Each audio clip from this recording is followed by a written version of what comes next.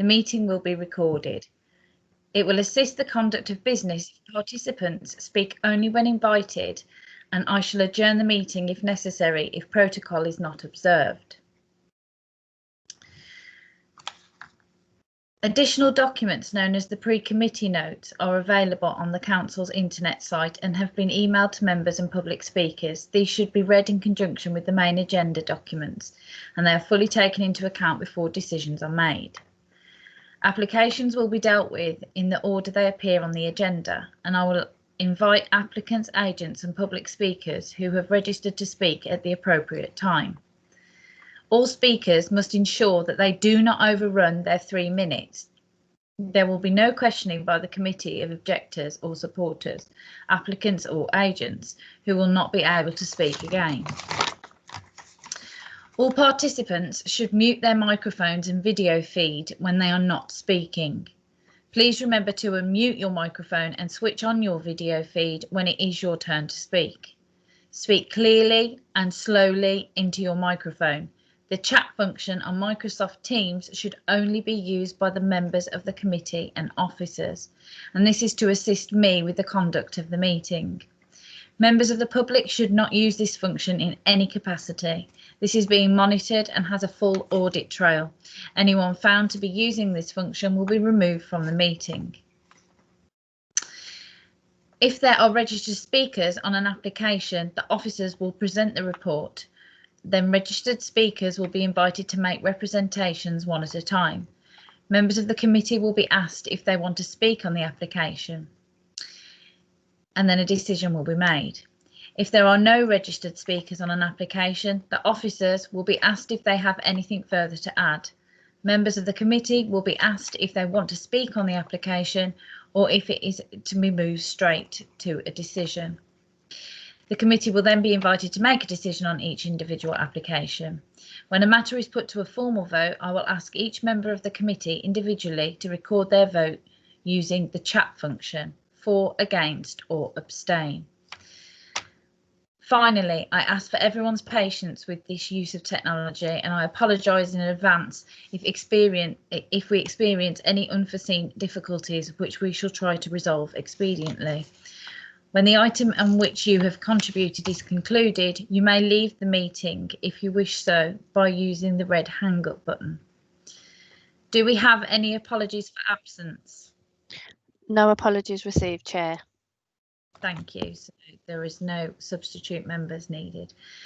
Are there any declarations of interest under the Members' Code of Conduct? Nope. So can I confirm and sign the minutes of the meeting held on the 22nd of July 2020 as a correct record? Yes, Chair. Thank you. So now moving on to the applications.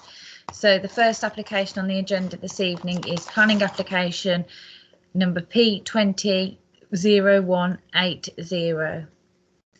Can I pass that over to the officer, please?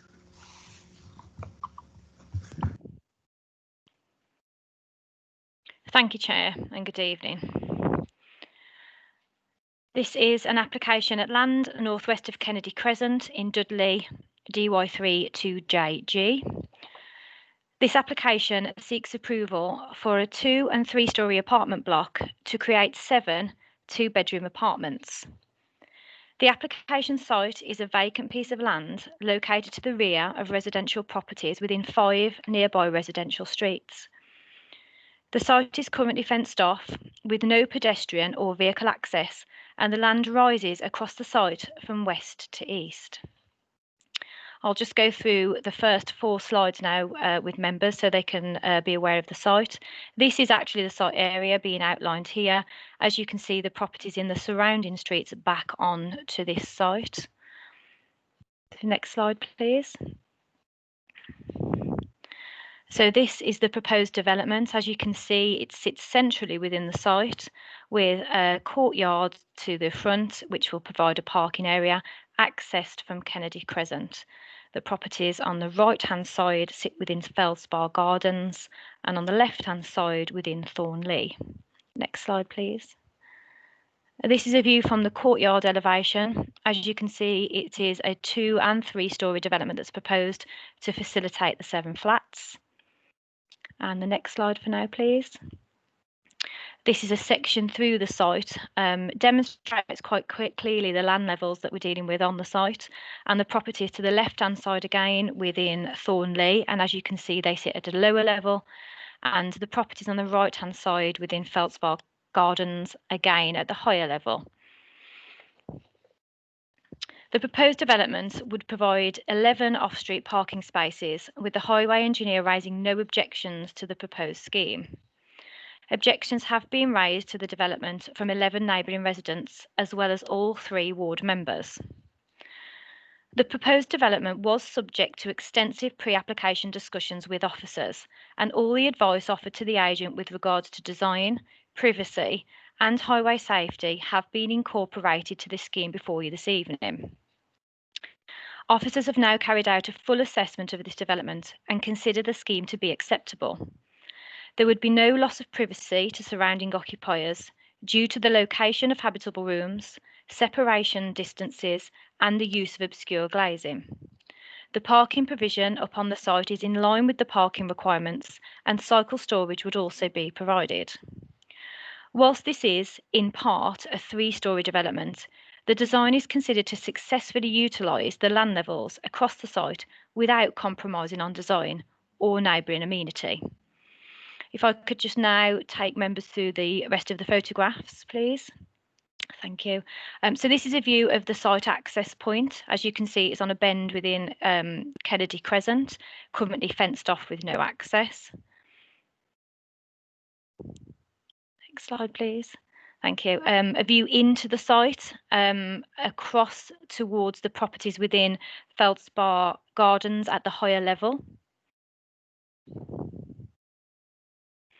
And a view from, again, the site access and towards the boundary with the properties that sit within Thornley. These are the properties that sit at the lower level.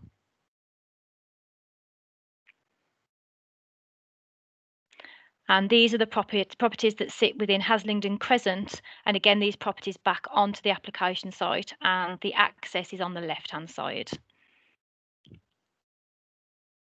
Final slide on this one is a view along Kennedy Crescent, which shows the existing houses and flats. Given all of the above, officers are recommending approval of this application subject to conditions. Thank you, Chair. Thank you, Helen. Can I call on Councillor Stanley to speak, please? Madam Chairman, can you hear me? I can, yeah.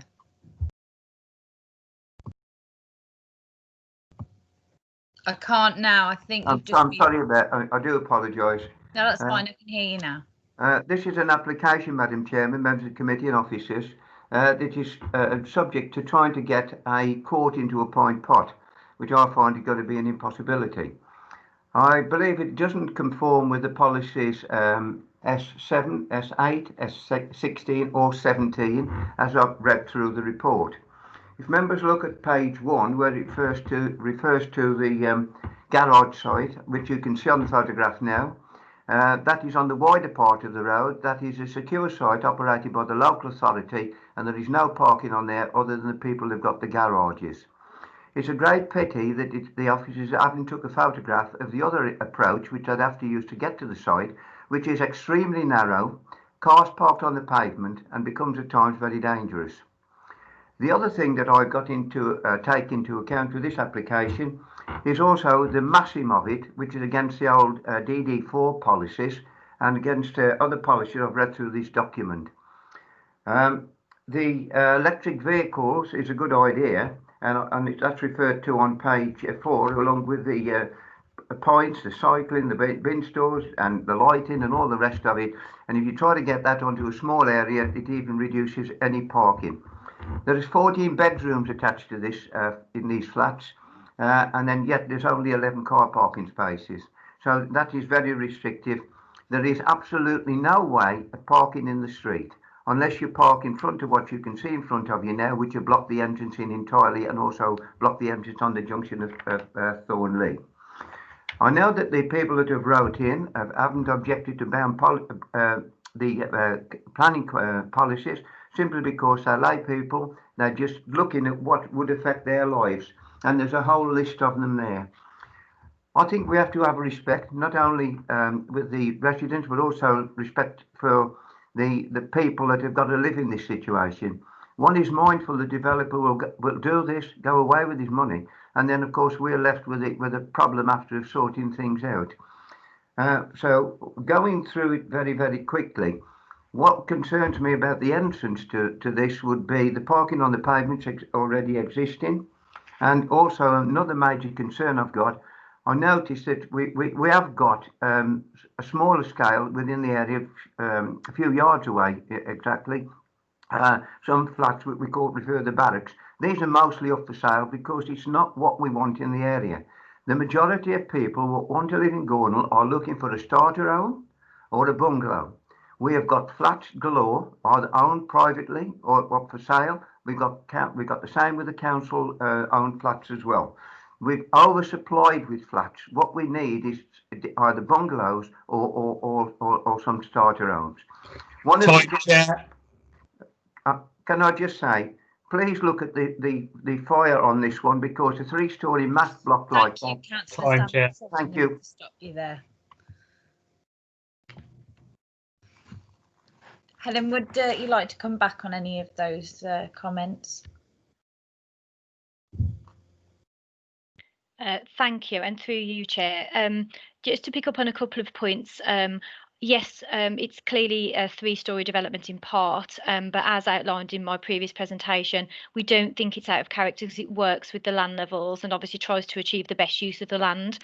In terms of the parking requirement, it meets the standards that are set out in the adopted parking standards SPD, and obviously we will be providing electric vehicle charging points and cycle storage as well. I think that was all I wanted to come back on, Chair, unless our highway engineers want to come in and add any further points related to highway safety. Thank you.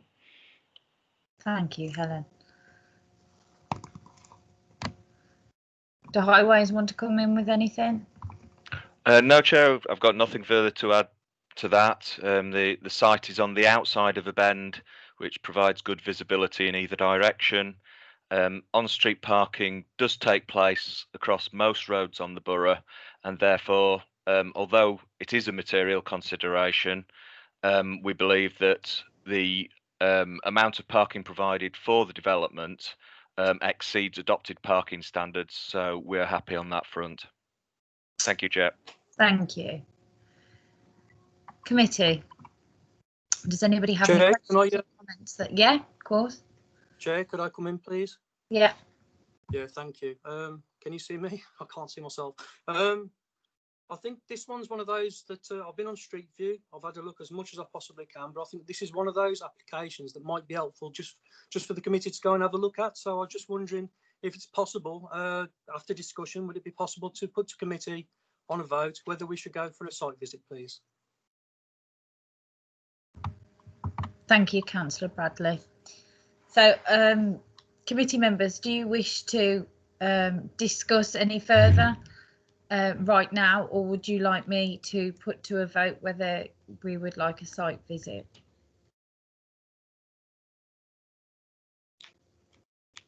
I'm happy to go with the site visit, Chairman. Okay.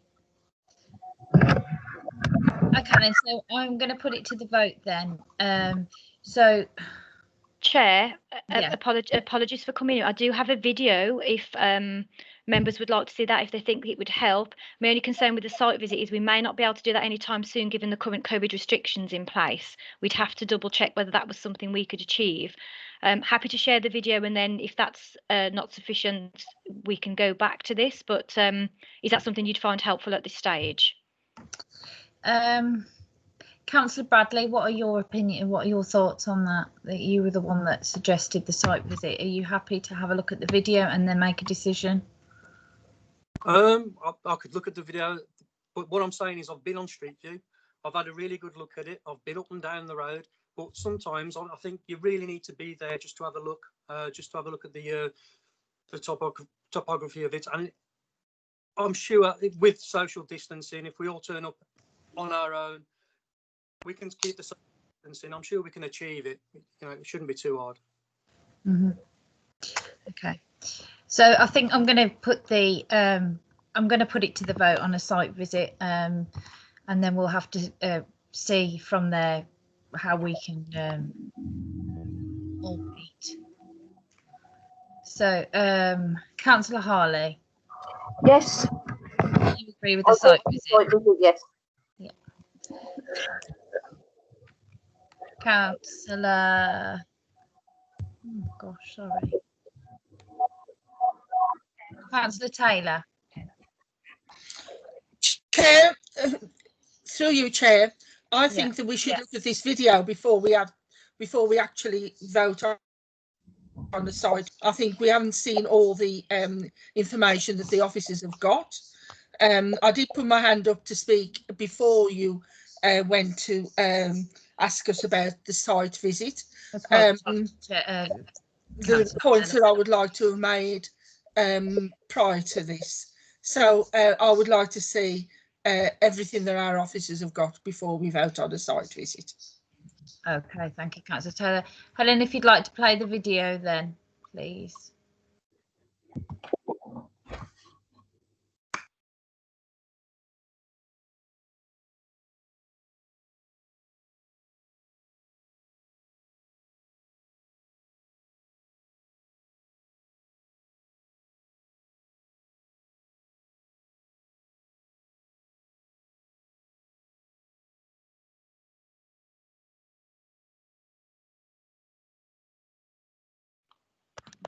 Sorry, that was a little bit jumpy. Limitations of the system, unfortunately, but hopefully that might give members a little bit of context. Thank you. Okay, committee, over to you. Thoughts, please. No, not casting aspersions on Helen's video, but it probably doesn't tell us anything we couldn't have seen off Street View. So yeah, perhaps I think we should still go for the site visit. Thank you, Councillor Burson. Councillor Taylor. My views, I probably wouldn't go to a site visit, but there is enough of our members there to actually go, but that means that I'm going to be excluded from having a say in the vote at the end of the day. So I think that on this particular issue, there is a shortage of 1 and 2 bedroom accommodations across our borough. Whether that's in that area or not, in my own ward, it's certainly an issue. I think that we should seriously look at providing these properties, and I can't see any reason why this would not be acceptable. The actual space that it's going to take up is very, very run down. I have driven past it to have a look at it, but obviously I haven't got out of the car because you can't get access to it anyway, and it's not that easy. So I know exactly where it is. The place itself is not doing itself any favours with all being run down, and I can't see any reason why this couldn't fill a gap for both the borough and make that place look more tidier. There is definitely a shortage in our housing for us to supply 1 or 2 bedroom apartments, and this could ease that. That's my view. Okay. Thank you, Councillor Taylor. John, did you want to come in there? Yes, Councillor. I was just going to offer to show the difference between the Google Street View, which is an old recording, and the current 3D images that are available if you just zoom out a little bit. So although Councillor Bradley may have gone up and down the street, it's not wholly representative of what's actually been built since Google did that. So if you'd like to put that up, yeah, that'd be brilliant. Thank you.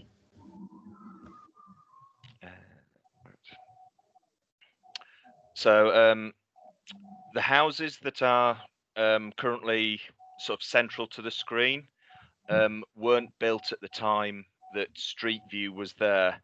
So within the current 3D imaging, I can move around the site so that people get an idea of the extent of on-street parking in the immediate vicinity. And it does obviously show some on Thornley there, a single vehicle to the side of the site. And maybe this gives a better idea of the level differences across the site. I'm not sure. But if I drop Street View onto there, obviously to the side where those houses should be, there's just obviously the start of the works behind the hedging. But the amount of on-street parking is similar to what was observed on Helen's photographs as well. So I'm not sure if that obviously informs members a little bit better as to you know, what they would see on a site visit rather than compared to Street View. Thanks, John. Councillor Bradley, how do you feel about that?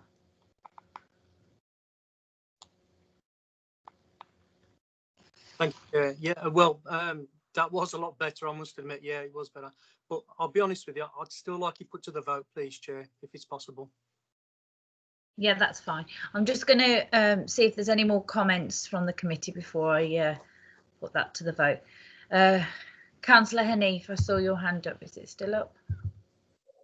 No, I caught it by mistake, Chair. No problem, no problem. Are there any more comments from the committee before I put... Councillor Ahmed's got his...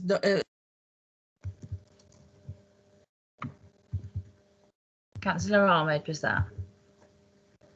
Yes, Chair, happy for me to speak? Yeah, yeah. Okay, I was initially minded to go towards the site visit because we've obviously heard from a councillor who knows the area quite well, and the pictures didn't really do it justice, or they weren't really stacking up to what the councillor was saying. What John just did was very, very helpful, and I think that's sufficient for me now to be quite comfortable in making a decision tonight, and I don't feel as though I personally need a site visit. So you know, if it's still something which councillors do wish to go to the vote, happy, you know, obviously it's a decision for you, Chair, if you're happy for that to take place, but I personally don't feel a site visit is sufficient, and I'm not sure if you want me to make my further contributions after you've had a vote for the site visits, if that's more appropriate for you, Chair. Yeah, thank you. That's great, Councillor Ahmed. So then, Councillor Burston, how do Chair, you... sorry, can I just make a comment, Chair? It's Paul Mountford. Just to say, I think we'd probably have to undertake a risk assessment just as part of the site visit to understand any implications. So just to make that clear, I think as officers we'd need to undertake that risk assessment. Thank you, Paul. Councillor Burston. Yes, the Street View pictures that we've just seen, that has clarified matters a lot more. So in view of the logistics of obviously organising a site visit, then yeah, I'm happy if you want to debate it now instead. Okay. Councillor Harley, what were your... I agree with Ray. I'm happy to take it to a vote now.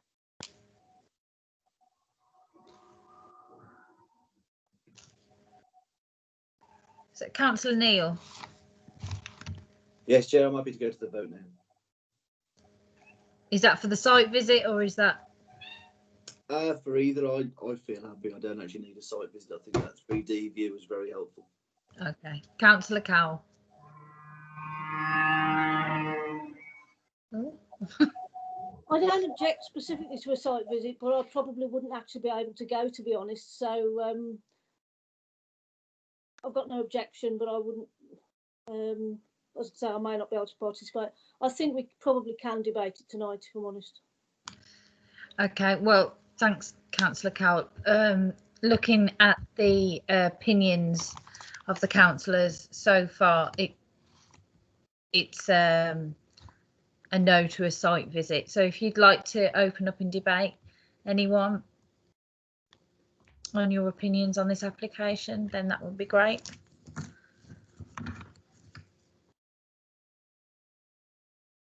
Councillor Ahmed. Thank you, Chair. Quite comfortable with the application overall. Not an overdevelopment, sufficient parking. I've not seen or heard anything from any of the officers to suggest that there will be significant issues for locals already living there in terms from a traffic point of view. I think the land level makes a massive difference. The fact that I think the last image which the officers put up on the screen was very, very helpful. The diagram that they put on there, which really does put it into perspective.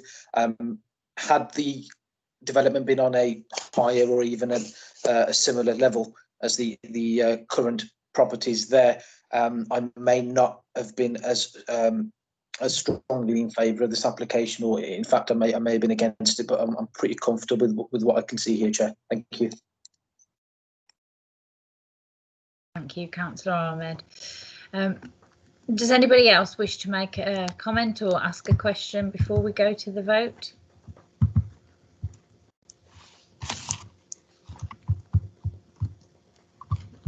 No. Councillor Burston? Yes, so just to say that obviously we've heard what Councillor Stanley has had to say about what he feels the housing needs are for the area, but obviously we can't take that into account. That's purely a market factor that the planning committee can't take into account. That's correct, yes, Councillor Burston. Okay, then, so if we go to the vote, I shall go one by one through rather than on the chat this time. So, Councillor Burston. I'm in favour of it. In favour of it. Thank you. Councillor Taylor. I'm in favour of it, Chair. Councillor Ahmed. Happy to support the recommendation, Chair. Thank you. Councillor Harley. Yes. Yes, I'll support it. Councillor Hanif. Yes, Chair, approve subject to conditions, yes. Councillor Bradley. Refuse, Chair. Thank you. Councillor Neal. Approve with the conditions, Chair. Councillor Cowell.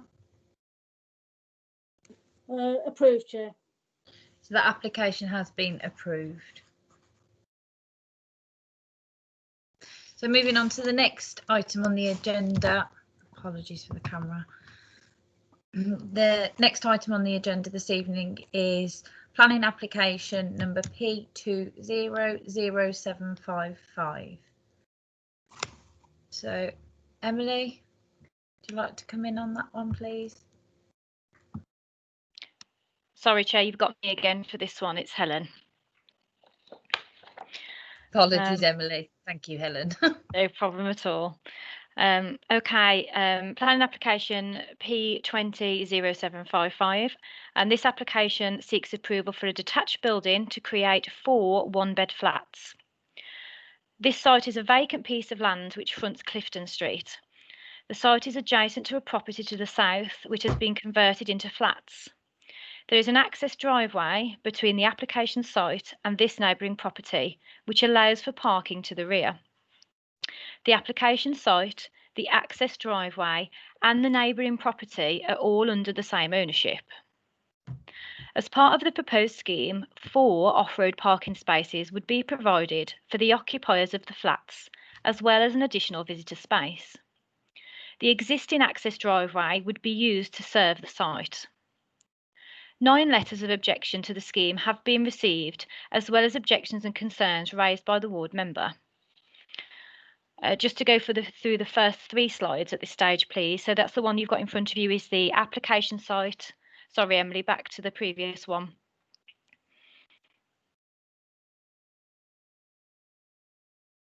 Okay, maybe we'll just go with this one. That's fine. That's brilliant. Thank you. So the application site is the green kind of piece of land that you can see in between the built form. There is an access driveway that's already in place that links to, there's a current parking area to the rear. So that shows a bit of wider context. Next slide, please.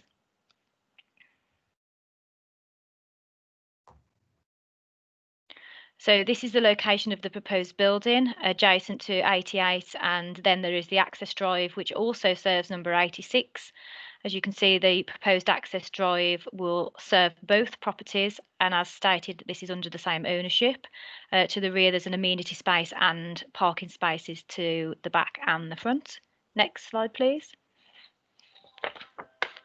And this shows the context from the street. So this is what the building would look like up on Clifton Street, with the flatted development to the left-hand side if you're looking at the top street scene, and the pair of semis to the right-hand side.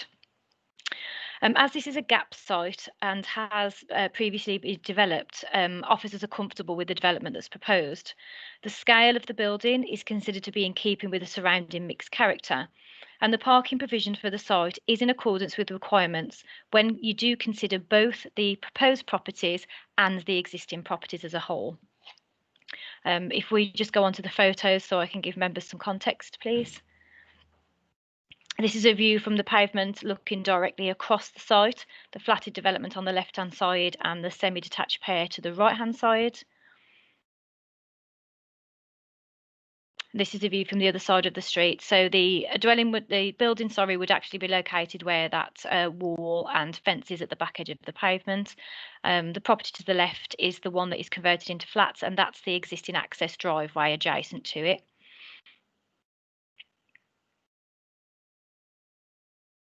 This shows the flatted development that's already present and the access driveway.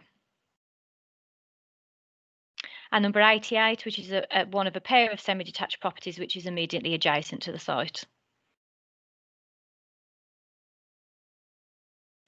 So having considered all of the above, officers are recommending approval of the development subject again to conditions. Thank you, Chair. Thank you, Helen. Can I call on Councillor Peter Drake to speak, please?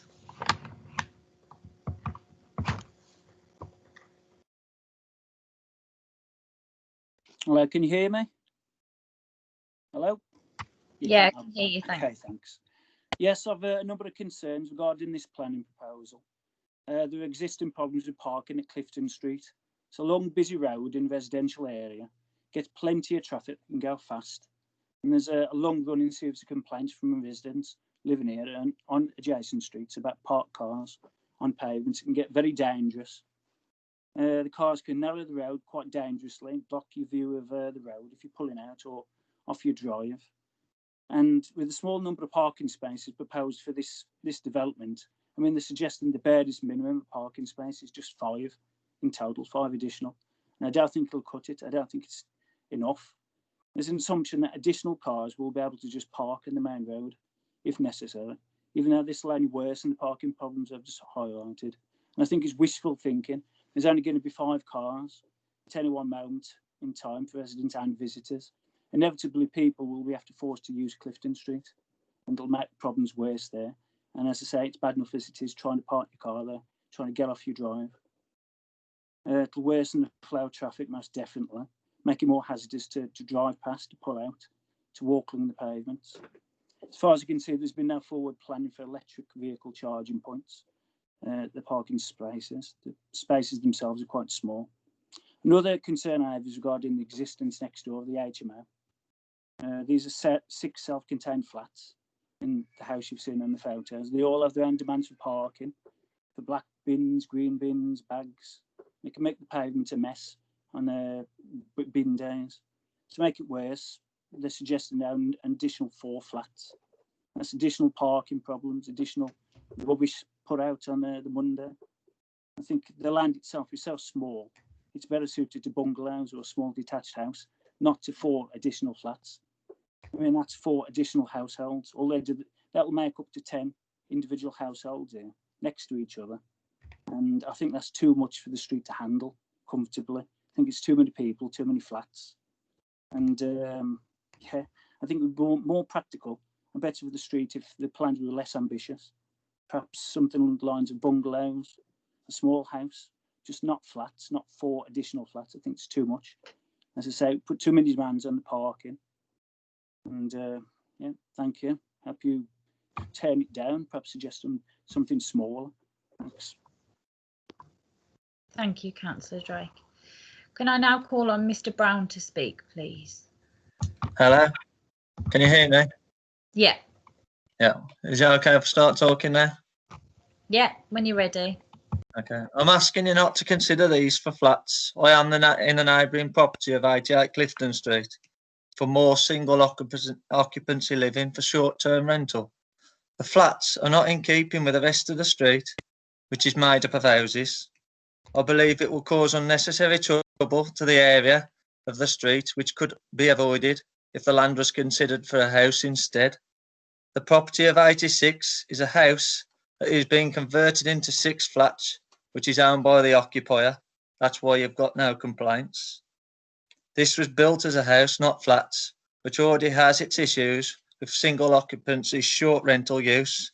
We have all the parking issues, and on that picture, they're all parked behind each other. You're not going to knock on a door and ask people to move. There's noise, coming and going all hours, drug use, dustbins left out all over the pavement for days. The proposed flats would add more of the same, I believe. It will affect the houses around the flats and their value and any potential retail value. We have children living in the property neighbouring this. The flats are now becoming more stress and worry for us, as our children might not be safe with a high turnover of unknown residents. But right on the border of the property, I'm also concerned about the size of the property being so large, sticking out the front and rear by several metres of my neighbouring property. Taking away light and being over domineering. There's also windows going to be opening out onto our land. I believe it will also be should be refused for flats, as it has been refused before, as the issues are not fitting in with the neighbourhood. But it was accepted for a house, which I do not have no problem with. The building of the land was also taken away, the right space to the property of 86 Clifton Street, which use the land to park on, as you can see on the rear of the photo. I also believe it will take out our privacy away, with the windows being right on the border overlooking our house, the privacy of the garden, as there'll be people living front and rear, the turnover of the unknown people living there will cause trouble, not knowing who the next wave will be next month. With the property protruding so far in and out at the front and rear, it'll shade all of our garden. Clifton Street is already busy, with both sides of the road double parked, right up and over our driveways, sometimes with cars left over the driveways. This is surely a hazard for people going up and down the road. It is also, I believe, I forgot what I put there. It's overdeveloped for the land available, having 10 different... Time, Chair. Thank you, Mr. Brown. Helen, would you like to come back on any of those points that have been raised?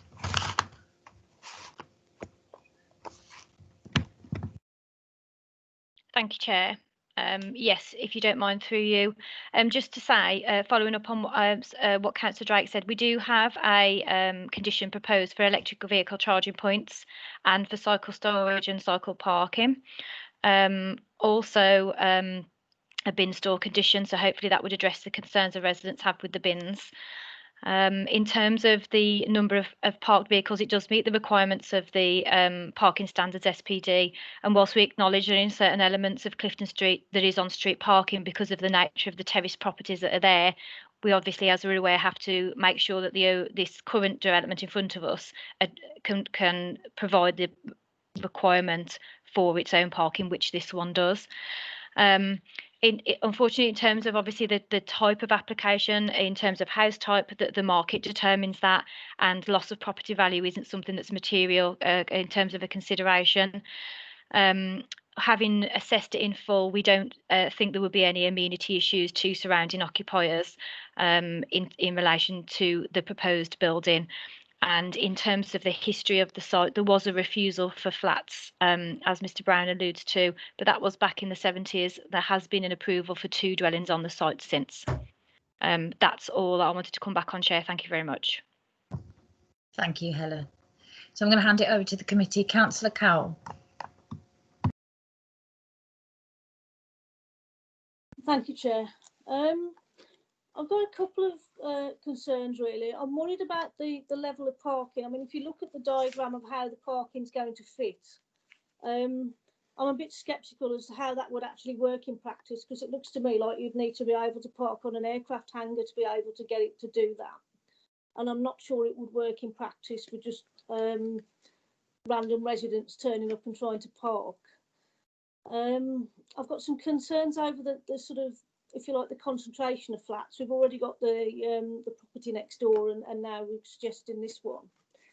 And the other thing that worries me is the implications of paragraph 33, which suggests that some of the land being used was originally intended as amenity space, and it seems that it's just sort of almost been fenced off to then justify doing this.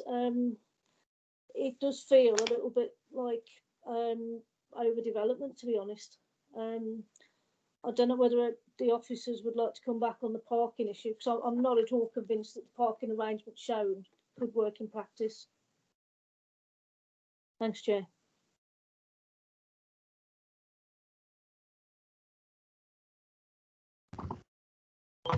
Thanks, Councillor Cowell. Helen, would you like to come back? Or John? Yeah, I'm going to bring Ian Hunt in on this one, if you don't mind, to address some of the concerns that Councillor Cowell has raised there, and let him explain that that to members. Thank you. Hi, no, thanks, Chair. Can you hear me okay? Yep. Yeah. Helen, can you put up on screen the photograph of the parking for the evening?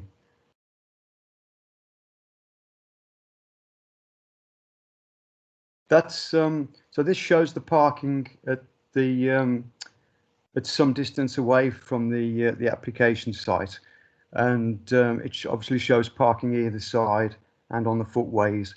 And there's terraced houses, and there's some more modern houses that are set back with a green area in front, and they don't have immediate off-street parking. And maybe some members may recollect a site visit for an application site not too far from here, where I actually voiced my concerns about the issues of parking. But Helen, can you show the other photograph close to the application site, please? So both of these photographs were taken at 7:30 p.m. when you would expect to get the worst case of on-street parking. So this clearly shows that the application site isn't the same as the rest of Clifton Street. Now, looking at the other elements of the application in terms of highways, can I just say something there? Is that photo No, been? sorry, apologies. We can't have people, guests making comments. Sorry. Chair, I confirm that that photograph was taken by myself at 7:30 p.m. on a weekday evening.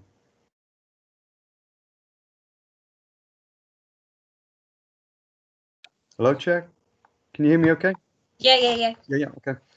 Okay, running through the accidents in the street, checking the accident record.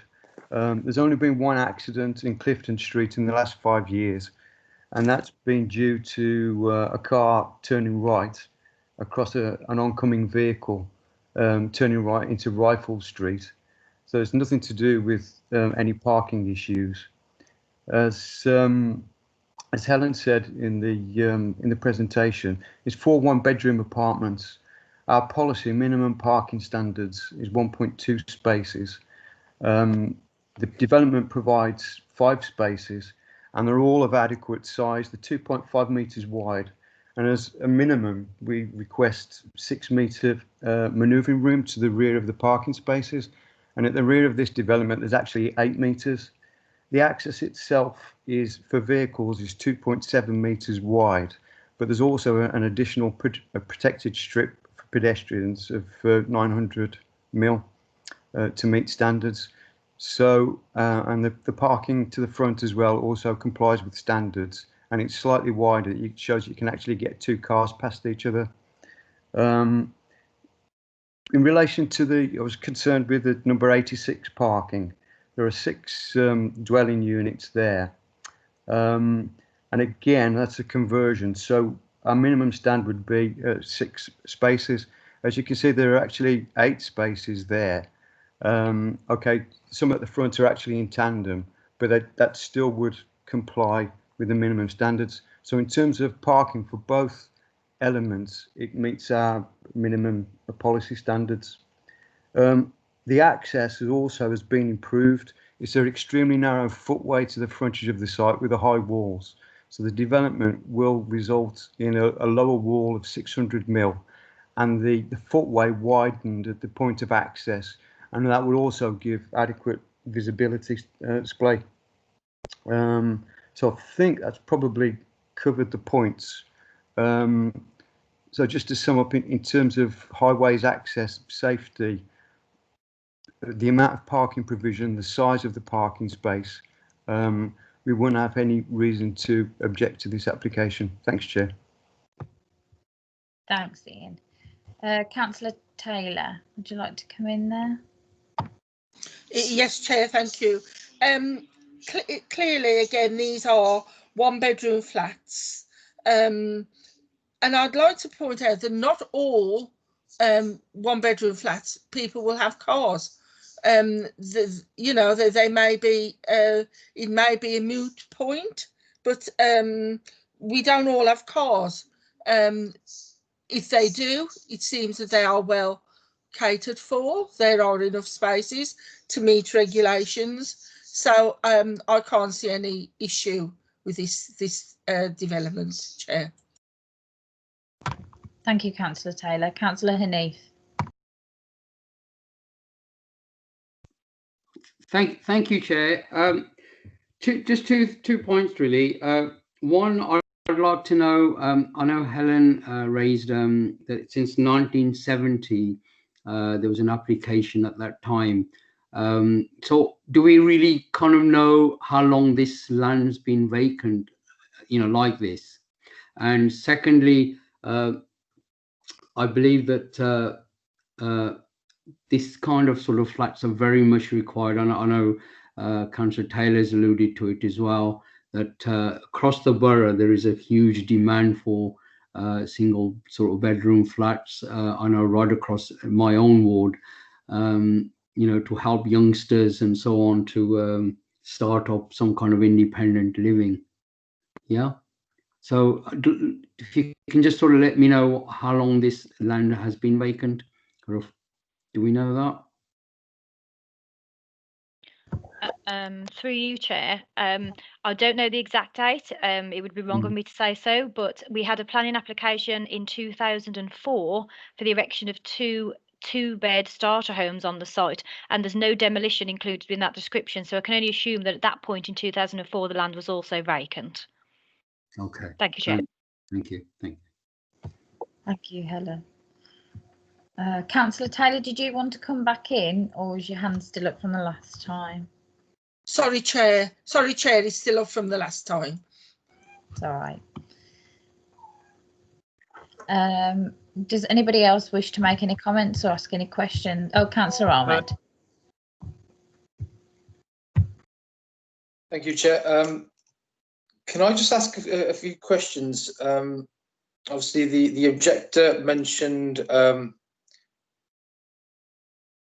the potential concerns in the future. I can see in paragraph 2 that it mentions that there's a property to the south of the site which has already been converted. Have you got any records of any issues at all since that's been converted? Anything at all showing up on our council records, you know, positive or negative? Again, through you, Chair, and not that I'm aware of from a planning perspective, but I may not be the best person to answer that. whether our environmental health colleagues on the line have had any concerns or issues with number 86, which is the property that's been converted. I wouldn't be certain. I'm not sure if Tim has anything to add to that. Thank you, Chair.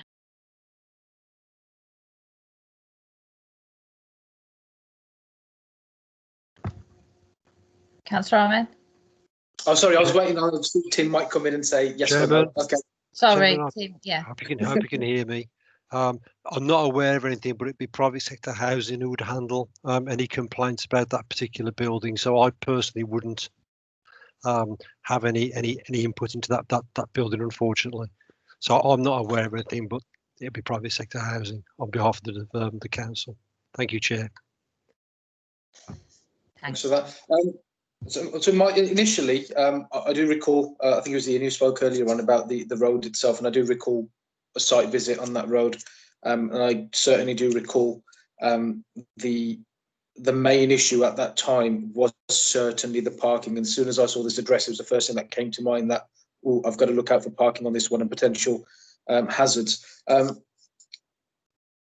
It's very different to, well, the picture certainly, and from the inspection that's been carried out by the officer, it appears that there's, in terms of a parking or potential issues that could be caused in general traffic flow, it's very different from further down the road where we're looking at potentially. I did have concerns about parking as well, and certainly the what Councillor Cowell mentioned as to the logistics as to how vehicles will be parking on there. We've heard earlier on today that the office is quite comfortable, and in fact that there's been more than sufficient space provided to enable both the vehicles to manoeuvre appropriately and to have a safe amount of space to park each of their vehicles.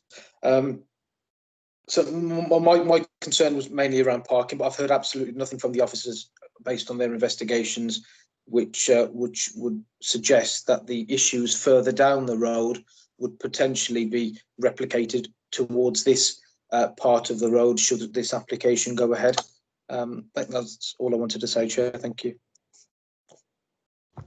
Thank you, Councillor Ahmed. Councillor Bradley, did you wish to speak? Yes, thank you, Chair. Just a quick one, really. Obviously, at the moment, we've got number 86 who owns the drive.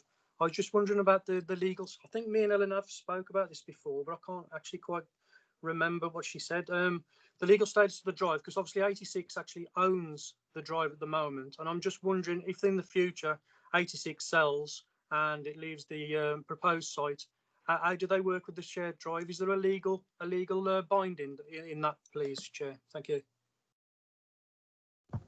Thank you, Councillor Bradley. Helen, would you like to come in on that one, please? Of course, yes, no problem. Yeah, because it's under the same ownership, you'll notice from the plan that you can see in front of you now, the new build has a red line around it and the neighbouring site has a blue line. That's because it falls under the same ownership. Under the terms of the planning grant of planning consent, we can condition anything that falls within either of those lines.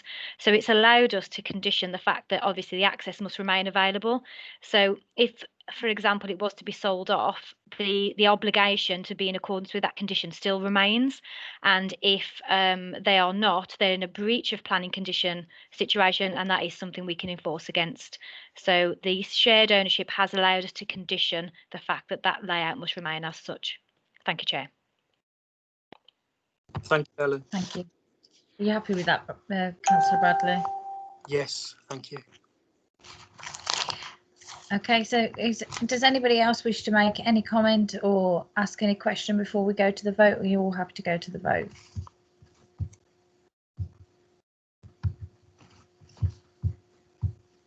Okay.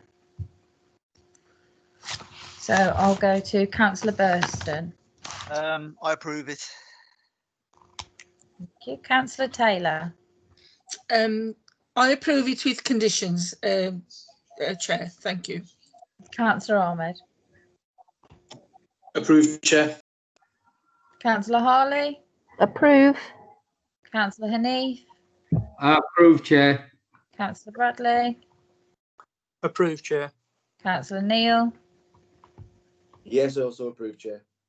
Councillor Cowell. I would be minded to refuse it, Chair. Okay. The application has been approved. So moving on to the next application of the evening, and that's planning application P200757. Helen. Or was it Emily? It's Emily now, thank you, Chair. Emily. Over to you.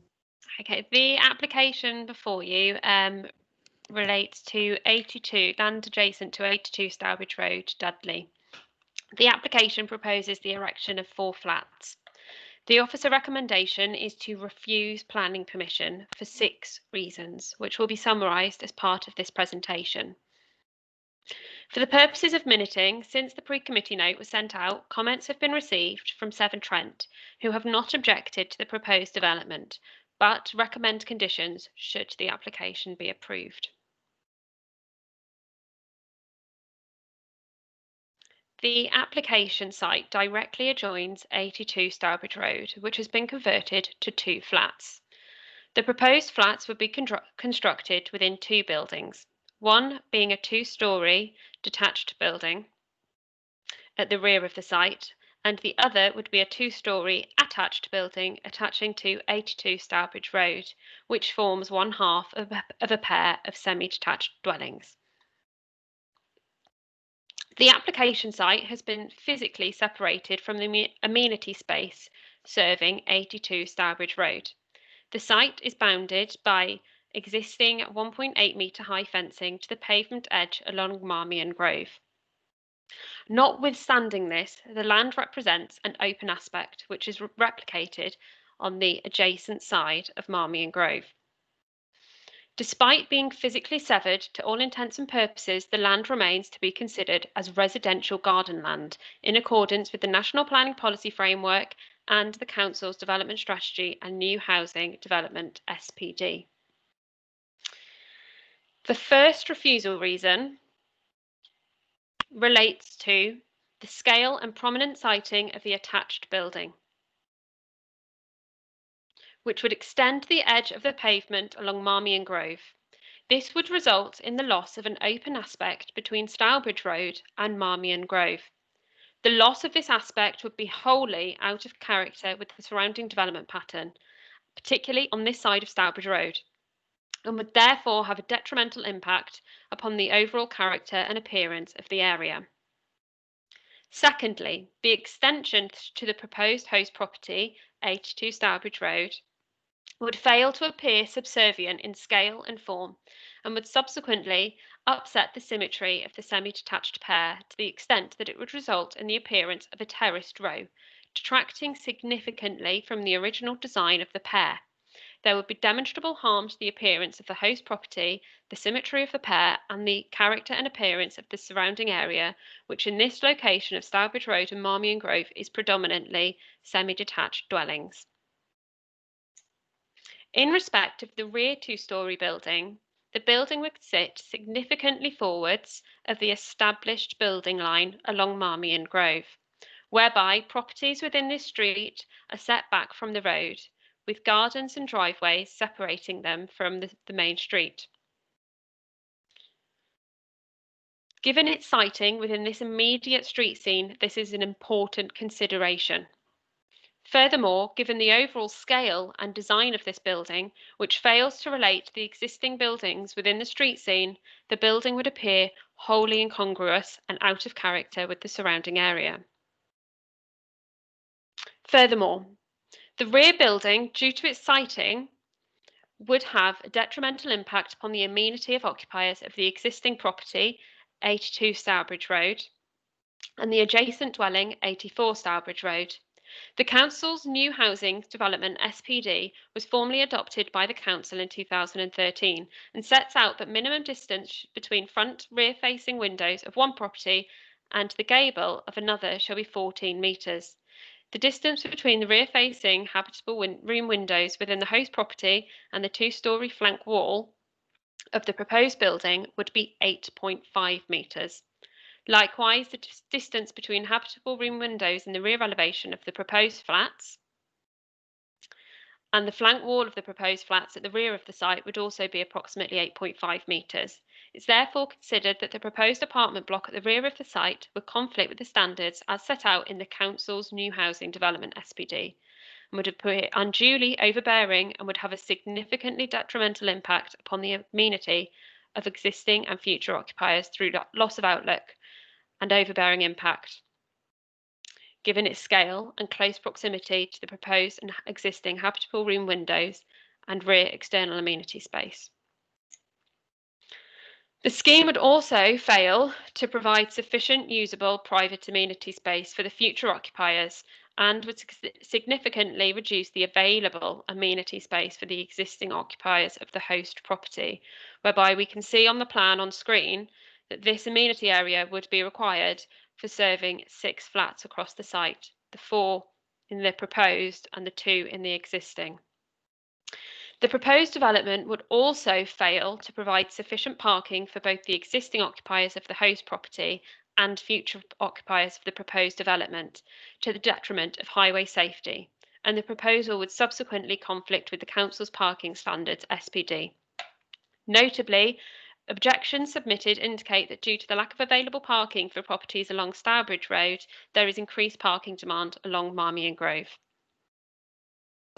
Moving to the photographs, you can see here the proposed elevations for the proposed building that would be attached to 82 Stourbridge Road.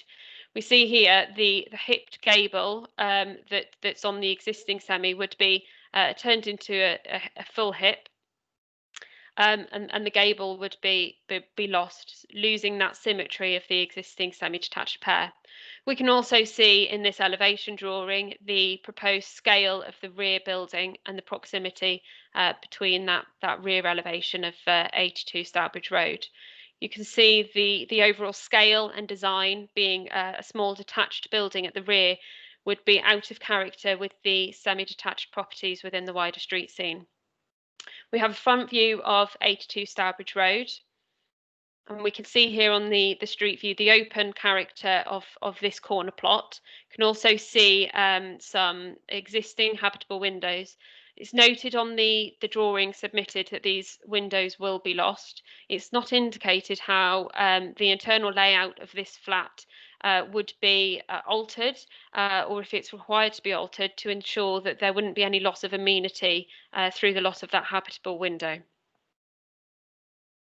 See here the opposite side of the property with the adjacent property over on Marmion Grove, the open character again of this plot as the Stourbridge Road enters into Marmion Grove. This photograph is taken on the opposite side of Stourbridge Road where we can see the open character. And just here I'd like to point out where the building would come right to the edge of this pavement at 2 stories.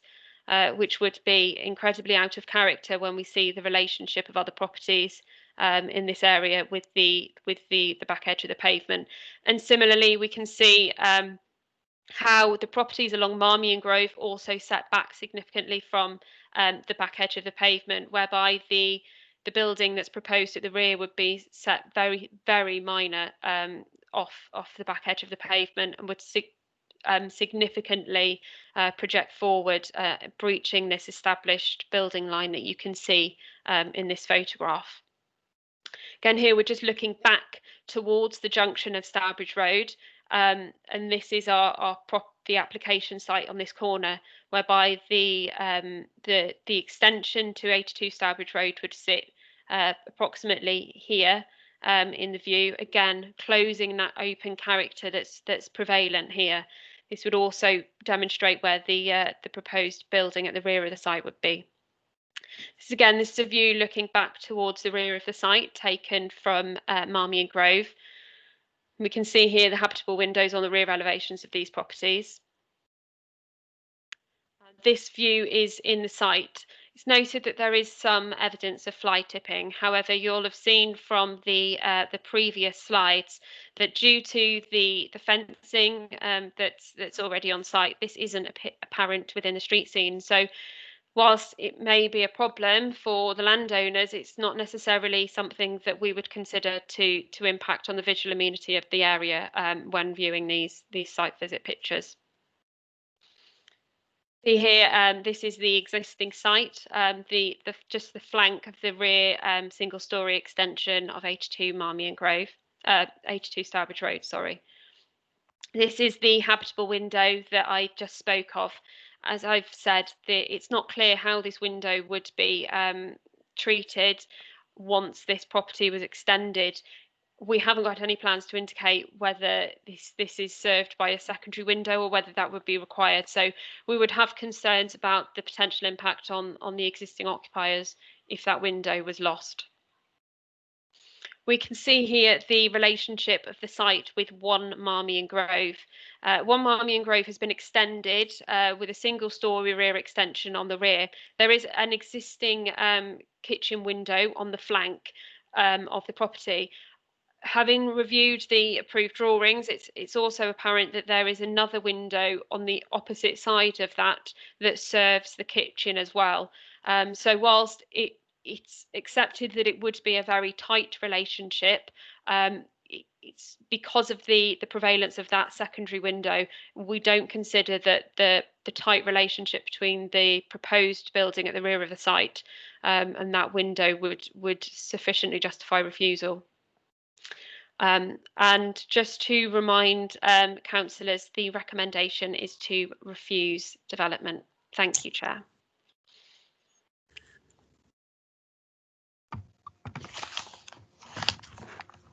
Thank you, Emily.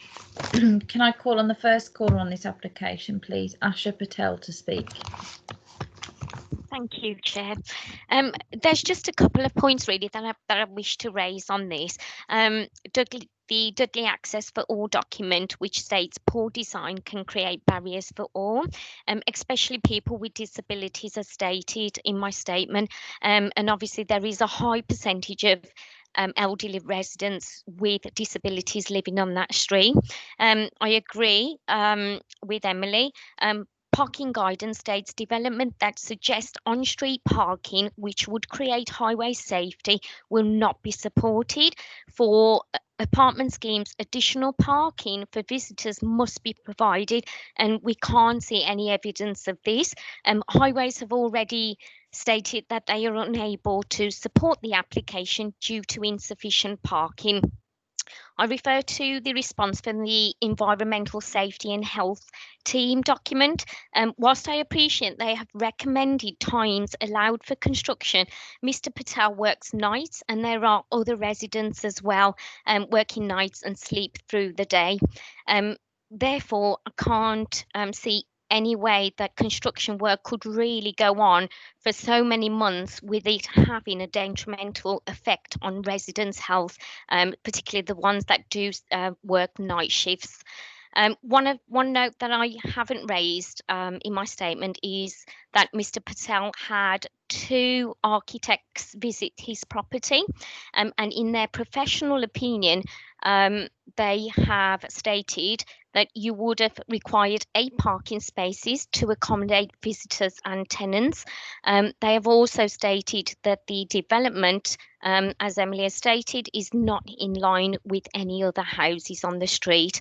The developer has provided 2 images of the rear garden, obviously with rubbish. We've not seen any evidence of fly tipping, but I do know of children that are climbing onto Mr. Patel's ward to access that vacant land. So obviously I would recommend that the owner looks into that further to sort of see what can be done. I fully support the regeneration of Dudley, and we are not objecting that the development design is not good. However, it definitely does not fit in with the rest of the houses on the street. Thank you. Thank you. Can I now call on Mr. Zada to speak, please? Thank you, Chair. I telephoned the author of the report on Friday to ask whether they had visited the site and ask whether they'd taken pictures, because I was quite confused at the recommendation put forward, particularly given some of the previous applications in this committee and that the committee members have heard.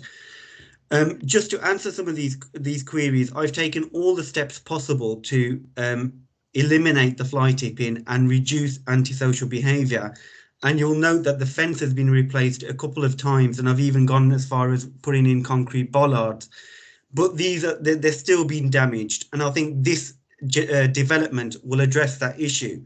Now, we've heard throughout the committee that there is a shortage of one-bedroom houses, and this is common across the borough as well. This is 4 one-bedroom apartments, which is in 5 minutes walking distance of 2 of the biggest employers in the borough. You've got Russell Law Hospital 5 minutes of walking distance in one direction, and Dudley Town Centre in another. The occupants of 82 Stourbridge Road, none of them own a vehicle. And we are moving towards, well, the whole country is moving towards a greener way of travel. So we're hoping, well, we will ensure that no tenant has parking or has very limited vehicle use. But just going back to some of the things that the planning, the report references, particularly the planning document. And I think chapter 5 is very relevant here, because chapter 5 deals with developments on garden land. And paragraph 5.15, which I've had a look at, says development on these pieces of land should be considered appropriate where it takes up a small proportion of the land and where it is in close proximity to local services such as the town centre. Now, you can't get any more local than Stourbridge Road. And for those of you who know Stourbridge Road, it is a very mixed area because you've got quite a few licensed HMOs in that area. You've got commercial buildings in that area, and you've got one-bedroom apartments in that area. So actually, this development will fit in quite well, and it will eliminate some of the problems that we're experiencing in that area as well. There is plenty of we've provided amenities. We haven't just put forward a development. We've considered it very, very carefully, and we've provided each of the flats their own amenity space and given parking spaces that we feel and we believe that actually are considerable and justifiable for this development as well. So I would urge the committee to approve this development and move this forward. Thank you. Thank you, Mr. Zada. Emily, would you like to come back on any of the points raised? Yes, if that's okay, Chair. Just through you, a couple of the points that were made by one of the speakers. In respect of the site visit, I visited the site and another officer has also visited the site. So it has actually been visited and that's demonstrated through the pictures that were provided. In terms of the respect of fly tipping, now I understand that fly tipping can be a problem, but obviously what has happened here is that the land has been physically separated off.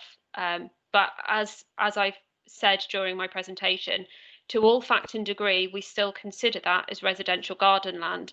The fact that the landowners have made a decision to sever that from the garden land of that property, which may then have resulted in it becoming fly tipped, is not material in planning terms. And I think it's also worth pointing out that, you know, we don't tend to get fly tipping in gardens generally across the borough from my experience of handling similar complaints. So I think obviously if the land was returned back to the garden land and contained within the curtilage of the dwelling and the flats, then it may well be a case that issue would be resolved through that. In terms of our policies that talk about the principle of development on residential garden land being acceptable, one of the key things that I'd like to point out that was mentioned by Mr. Zada was where it doesn't take up a lot of the garden land. I think you know, one of the things that I perhaps didn't talk about in my presentation is the matter of overdevelopment. I think when you look at the size of plots within the area and the size of the plot and the way that the buildings would relate within that existing plot, that clearly is overdevelopment to me. And so the principle of development of that garden is not supported. When we are looking at residential garden land, we do look to see what the existing development pattern is like. So, you know, if we lost this garden land, would it still relate well with the existing character, the existing development pattern, the amenity of the area? And in this case, through the reasons for refusal that we've put forward, we cannot support the loss of that residential land and the use of it for development in that way. And I think, Councillor, that is that's all of the points that I wanted to make. Thank you. Thank you, Emily. So, committee, over to you. Does anybody wish to ask a question, make a comment? Councillor Ahmed.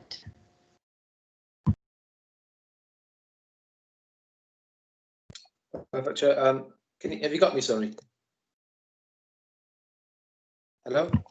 Hello, yeah, I can hear you. Oh, perfect. Sorry, my laptop's gone down, so I'm doing it from my phone today, so hence the reason why. I'm just We can only see you. Have you got me now? From your nose down. I'm back there. Yeah. Perfect. Okay, thank you.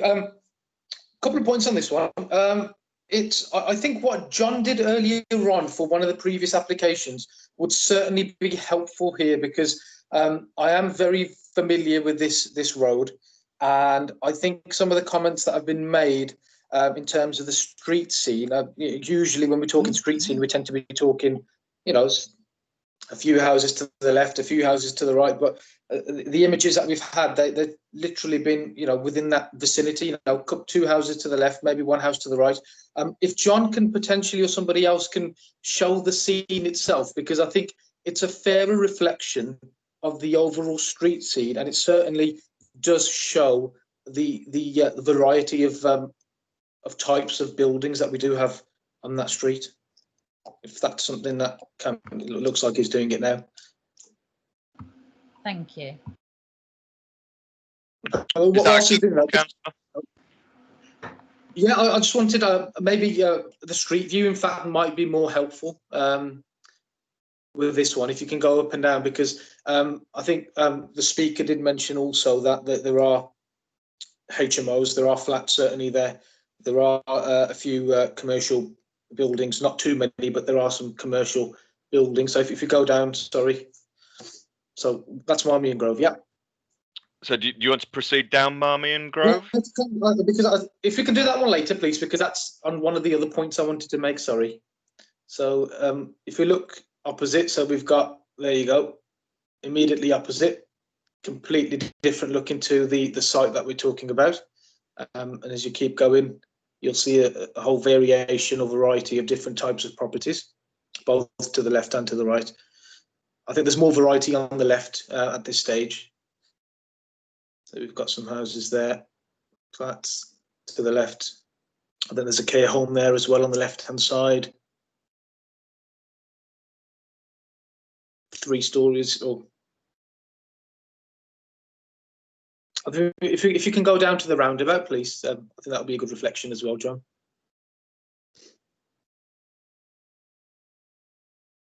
So, oh, sorry, you just passed one of the properties. Sorry, I think it was quite on the left-hand side. It was pretty small, which you know, it's not your standard. So that one's you can see set back slightly. I think one of the houses I just saw on the left-hand side were not as large as the others. Sorry, if you want to turn back around again, John, back the way you were going. There you got commercial buildings on the right-hand side. You've got some terrace properties on the left-hand side, and you've got some flats as well. And the flats go, as you turn right, the flats go, and there's a few more flats in the back, I believe. So it's a whole variety really there. So you can see them just in the back there. So I think when we're talking about street scene, I think this has certainly been, I hope it's been more helpful for the committee than the images that have been shown previously. So that's number one, that there is a variety of properties there, all sorts of shapes and sizes and uses. And if you can go back up to Marmion Grove, please, John. That was the second point I wanted to make or talk about. Is that the one? Yes. Okay, perfect. I think that this is from a highways point of view, really. There were some suggestions, or it was certainly a comment made that should a building be built there on the corner, it would certainly cause some issues when it comes to coming round the bend. Now, what I wanted to just talk about was, firstly, I'm not sure if you want to go down that road. We're not talking a huge road with a large number of properties. It's literally, as you go down, it's a cul-de-sac. So if it was a main road, you'd expect a great deal of movement on that bend. And that's certainly not something which I expect is currently going on. And should there be any potential development on the piece of land that we're talking, I'm not expecting there to be any significant changes or detriment. So there you go. That's all the houses there. And I think towards the bottom side, you've certainly got a number of properties there which do have facilities to park vehicles off-road. The other point which I wanted to make was the actual proposed flat on the front, so on the main road. It's not all the way to the boundary line at the front, so you have got some space in front of the property where I think it's sufficient space for a vehicle to park. But that's certainly, if it was built right up to the edge, right up to the boundary line, I can certainly understand why that would cause some issues when it comes to visibility around that bend. But because it is set back and it is in line with the existing or the neighbouring property, I would expect any reasonable driver to be able to manoeuvre quite safely around that bend. And I'm not sure, apologies if I've missed it from the report, if there have been any incidents on that bend itself. There may have been on the main road itself, but certainly on that bend, it would be interesting to know if there have been any issues, in terms of collisions there. The other point I wanted to mention was, and I know this is slightly off topic, but it was something which was brought up about the fly tipping and the potential antisocial behaviour. As a councillor for the local area, I can confirm that there have been incidents on that corner where we're talking right now with young people.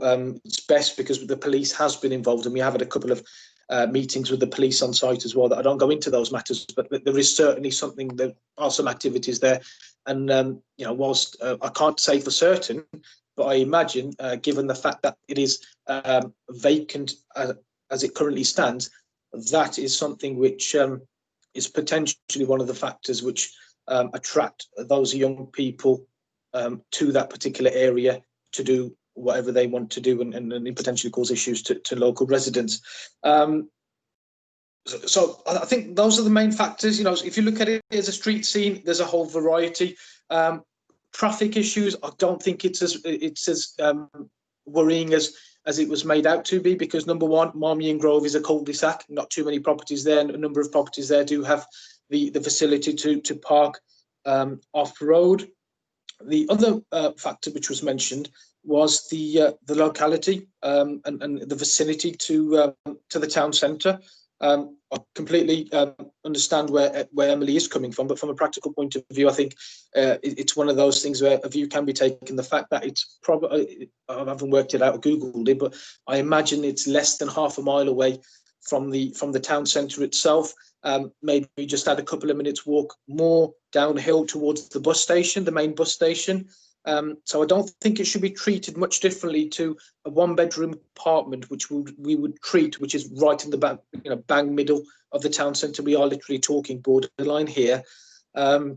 So given the fact of the location, the variety of properties on the street, the nature of the road itself, it's a big main road where there's plenty of visibility for vehicles either on the main road or thinking of coming onto the bend or coming off the bend onto the main road.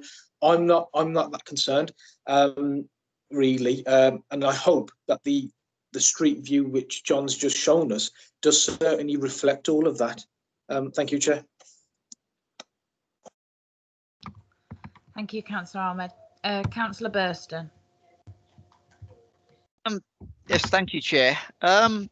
I fully support what Emily has said. It would be a massive overdevelopment if we permitted this to go ahead. What I can't understand is why the land in question was buried off to start with, because it's a 3-bedroom house on a main road without parking, and that is something of an anomaly this day and age. And again, if this land were to be given over to that development, then if the existing occupants of the house may well not have cars at present, but if it was ever put on the market, a parking space would be one of its key selling issues, I would have thought. So yeah, I just find it inexplicable. But yes, the development, it is overdevelopment, I'm afraid. Thank you, Councillor Burston. Councillor Taylor. Thank you, Chair. Chair, I'd just like to raise the issue.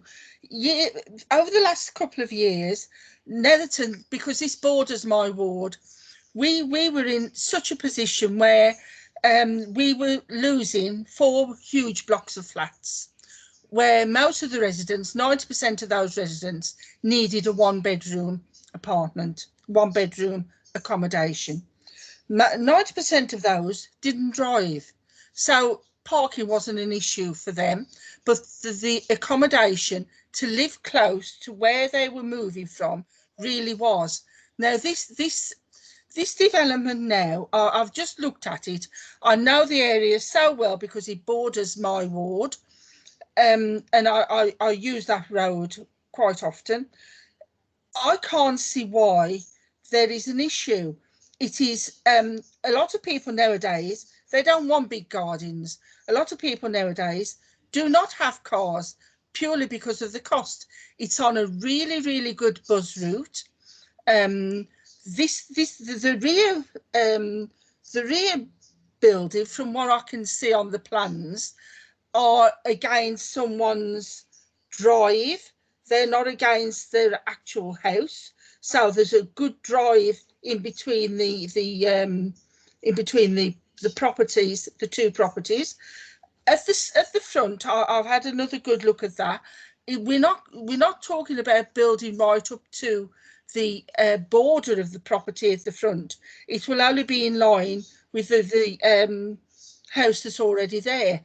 So a lot of us do have extensions, and this is no bigger than an extension. So I can't see why there's an issue. The land itself has not been used for a time from the looks of it. It's completely fenced off. I have noticed as I've gone past that the fence has had to be replaced many times.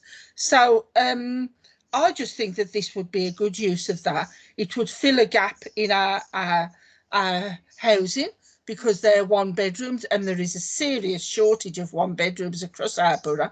So I would say that this is a good development for that area. Thank you. Councillor Taylor. So, does anybody else have any other questions or comments that they'd like to make regarding this application before we go to the vote? Can I just come back on a couple of points, Councillor Goddard? Yeah. Is that okay? Thank you, Chair.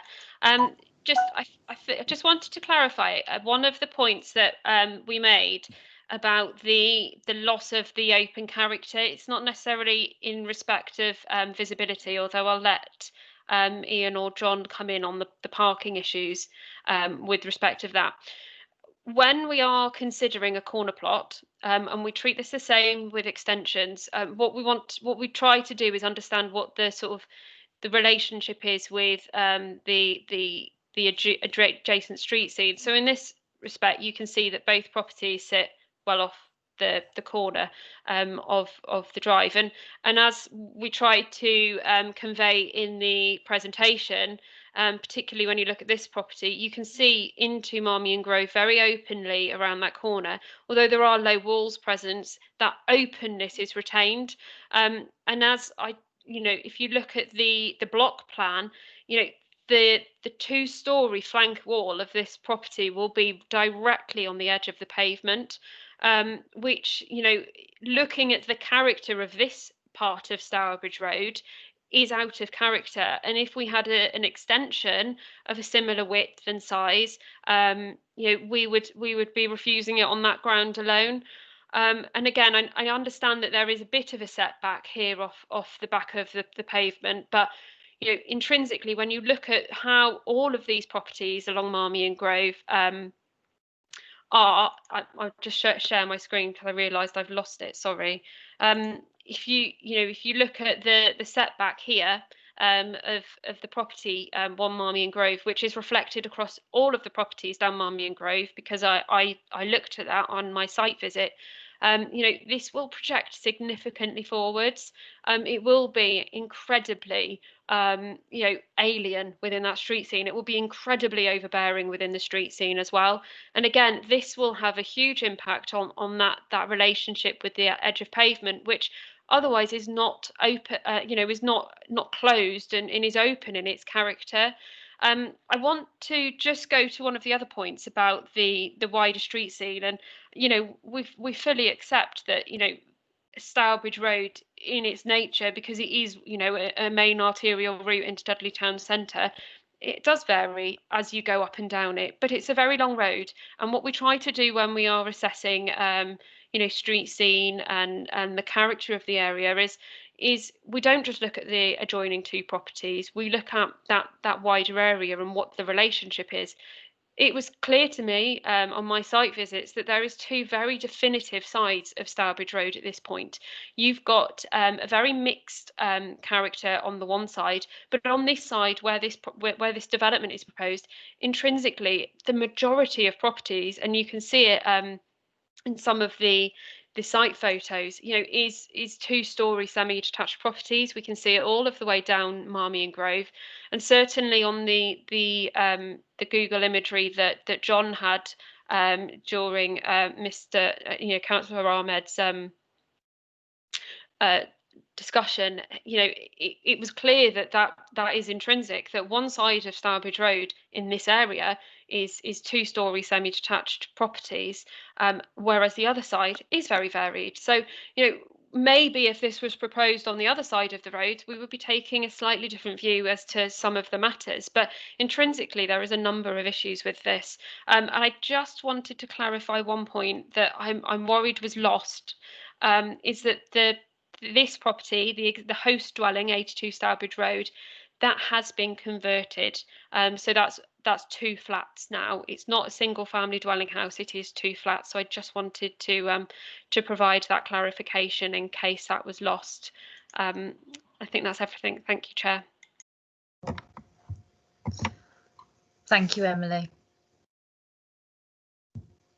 So if no one else wishes to speak, or John? Thank you, Councillor. Just an observation based on the discussions that we've had already about previous applications within this committee. Here we have 2 single bedroom flats already, and we're proposing to add another 4 units with the provision of only 2 car parking spaces for a total of 6 units. As you can see from the presentation, there is a single yellow line waiting restriction that extends from Stourbridge Road into the side road, which would keep the junction clear and, you know, hence its purpose, but would then intrinsically prevent any visitor parking in the immediate vicinity of the development. That would then relocate further down the road into Marmion Grove and perhaps create issues for neighbourly behaviour. It's a minor point, but just given the context of the previous discussions about other applications, one of the primary factors here is that even if we do move to a more environmentally conscious transport method of public transport or cycling or something like that, the net result will be displacement from any development on this corner. Okay, thank you, councillors. Thank you, John. Councillor Hanif. Yeah, thank you, Chair. Just to pick up on, I was the view was to refuse, obviously, bear in mind what Emily had to say, but I think John's sort of Google Maps has cleared up quite a lot of the sort of points raised regarding the street scenes, the parking, and sort of the overall character of the whole thing. So I think that's helped ever such a lot. One thing I do want to sort of, I've not heard from Highways as such as to what they have to say further to what is in the report. I think they're saying due to insufficient parking, and then they go on to say, that a proposal appears feasible in Highways terms. So if they can sort of expand and explain what that means, and at the same time probably add to any traffic sort of issues outside of accidents maybe or anything. Through you, Councillor, again. Yeah, I mean, the option that I'd put forward within my comments was basically that the existing 2 units should have parking provided for them to the rear, and 2 units, if it was acceptable through all the planning system, for that were going to be on the side of the property, were retained. So the site would be capable of holding 4 car parking spaces at the rear, with 4 units in total on the site. Obviously, that isn't the proposal that's before you at the moment. It is 2 parking spaces for 6 units. So that's the fundamental issue from a Highways point of view. Okay, thanks. Okay, Chair.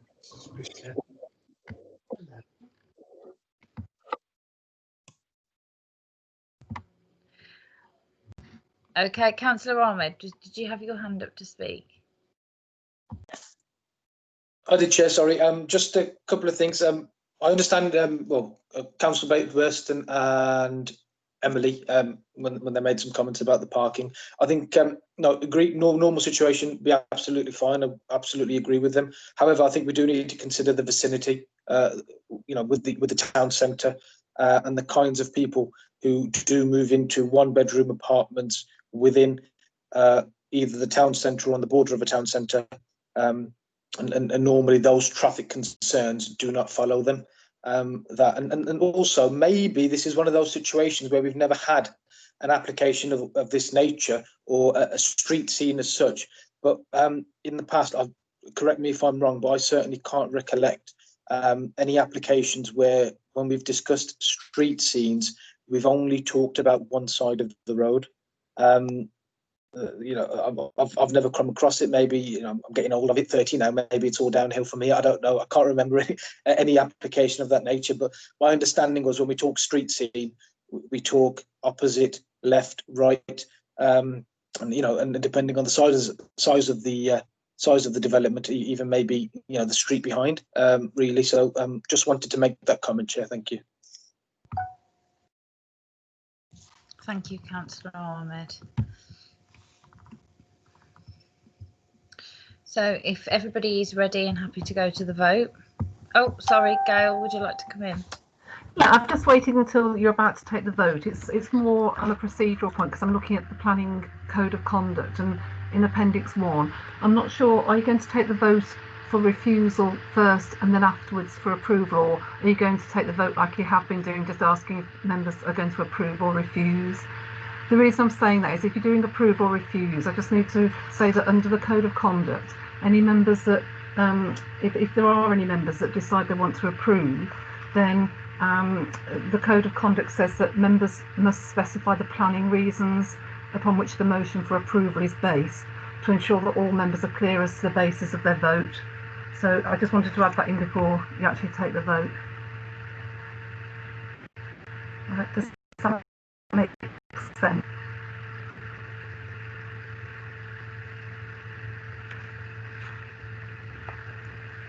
Chair, you're on mute. Sorry, Gail, I didn't quite catch what you were saying. It was breaking up. Yeah, sorry. Halfway through the meeting, I've lost the ability to use my earphone, my headset. Can you hear me? I can now, yeah. Sorry, I'll have to speak very close to my laptop. Under the members, I'm saying that when you take the vote, if when you take the vote, you're asking members to say whether they're going to approve or refuse, then instead of taking the vote for refusal first, I'm just chipping in at this stage that under the members' code of conduct, anybody that's minded to approve, there's a provision in the members' code of conduct that requires members to specify the planning reasons upon which the motion for approval is based, just so that all members are clear as to the basis of the vote. So if people vote refuse, they don't have to say why. If it's approved, it's just a paragraph in the code of conduct. Chair, can we just ask for clarification? When we're talking approve or refuse, do we mean approve or refuse the recommendation, or approve or refuse the actual development? Just for my clarification. It would be approve or refuse the recommendation, won't it? Recommendation. Just clarifying. Thank you, Chair. If anybody's minded not to go with the recommendation for refusal and they decide that they would prefer approval under the code of conduct, then when you say that you want to approve, you have to give planning reasons. Okay, thank you. Carl, did you want to speak? And just noticed your hands up. Yes, thank you, Chair. I just wanted to make a point, really. Obviously, the debaters are centred around parking, as that was raised by the applicant. I think it's certainly worth letting members or reminding members that there are 6 reasons for refusal, and parking is just one of them. I think we would stand by our reasons for the parking, and I'm aware there are accidents in the area, and the parking issues have been clarified by my colleagues. I just think it's important that members are aware that the other reasons in the report are much more centred around the other issues. And just to come back on Councillor Ahmed's point, Met officers will always consider street scene as the side of the street where the property is, and the kind of the collection of properties in what they would call the street scene. If we ask for street scene elevations, for example, we would ask for them on the side where the development is, and thus what it would look like from someone looking at it. There will be times in the past when other properties on the other side of the street have been taken into account, but I would argue they're not necessarily issues around the street scene. The street scene is where the property is and how it appears when looked at from the street. Thank you, Chair.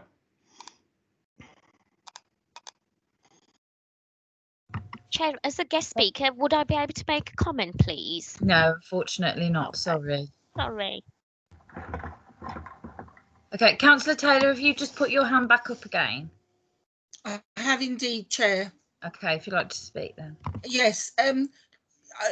As someone who you know, I haven't always sat on planning. Is it normal for legal to offer this advice at this point? Because it's never been done before, and it's the first time I've come across it. So I'm wondering why at this point? Is it because the officers? Is it because the planning is down for refusal that this is being put into place at this point? So will you just clarify why we're at this point? You know what that point is. Yeah, it's down for refusal, and there is the guidance in the Members' Code of Conduct under the heading overturn from officer recommendation of refusal to approval. It shouldn't be a problem. I'm just saying that to make it procedurally watertight, then we need to just say what the planning reason would be. And I'm only interjecting now because just because of how the votes are being taken, that we're asking people when they vote to say which way it's going to be. So I wanted to just highlight that before the vote was taken. If the vote was taken on the recommendation to refuse, I would wait until after you've made that, had the vote on refusal, and then if you were going to vote on approval, I would have interjected then. I just wanted to make sure that the procedure in the Members' Code of Conduct is followed. That's all. Thank you, Gail. Carl, have you put your hand back up, or is it still from the last time? Yes, I have. If I could, Chair, the conversation that was had around when people vote, what they're saying, I just wanted to make a suggestion that we don't use the term approve the recommendation, because it was an approve and a refuse together. So obviously it's your decision, but I would suggest that we either say support the recommendation to refuse, or don't support it, or alternatively ask if they approve the development, just so it's clear when we do the minutes. But it's your call. But I just would advise that we don't use the terms approve the recommendation, because it's approve refuse, which could be confusing. Thank you.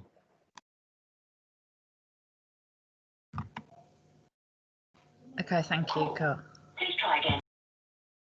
Chair, Councillor Bradley would like to speak as well. Councillor Bradley.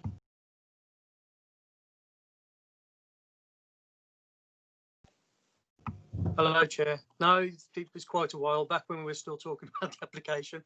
It makes perfect sense that Gail came in and explained that. That was fine. For me personally, after Councillor Ahmed's tour of the area, you sold me on the extension side, but unfortunately, you haven't sold me on the flat. I do think it's a dislocation of the building line. I think Emily did say it would look alien. I think it would. And because we are talking 2 parking spaces for 6 units, and it conflicts with the SPD, I think, as I say, the extension itself, I was sold on, but we have to look at the application as a whole. And for me personally, it's halfway there. Thank you, Chair. Thank you, Councillor Bradley. Are we all ready now to take the vote? Yep, so I'm going to go. Councillor Burston. I support the officer's recommendation for refusal. Councillor Taylor. I don't support the officer's recommendation for refusal. At this point, do you want me to say why? No? No, not yet. No, okay. Councillor Ahmed. I don't support the recommendation, Chair. Councillor Harley. I do support the recommendation. Councillor Hanif. I don't support these recommendation. Councillor Bradley. Thank you, Chair. I do support the recommendation for refusal. Councillor Neil. I do support the recommendation for refusal due to the car parking allowances. Councillor Cowell.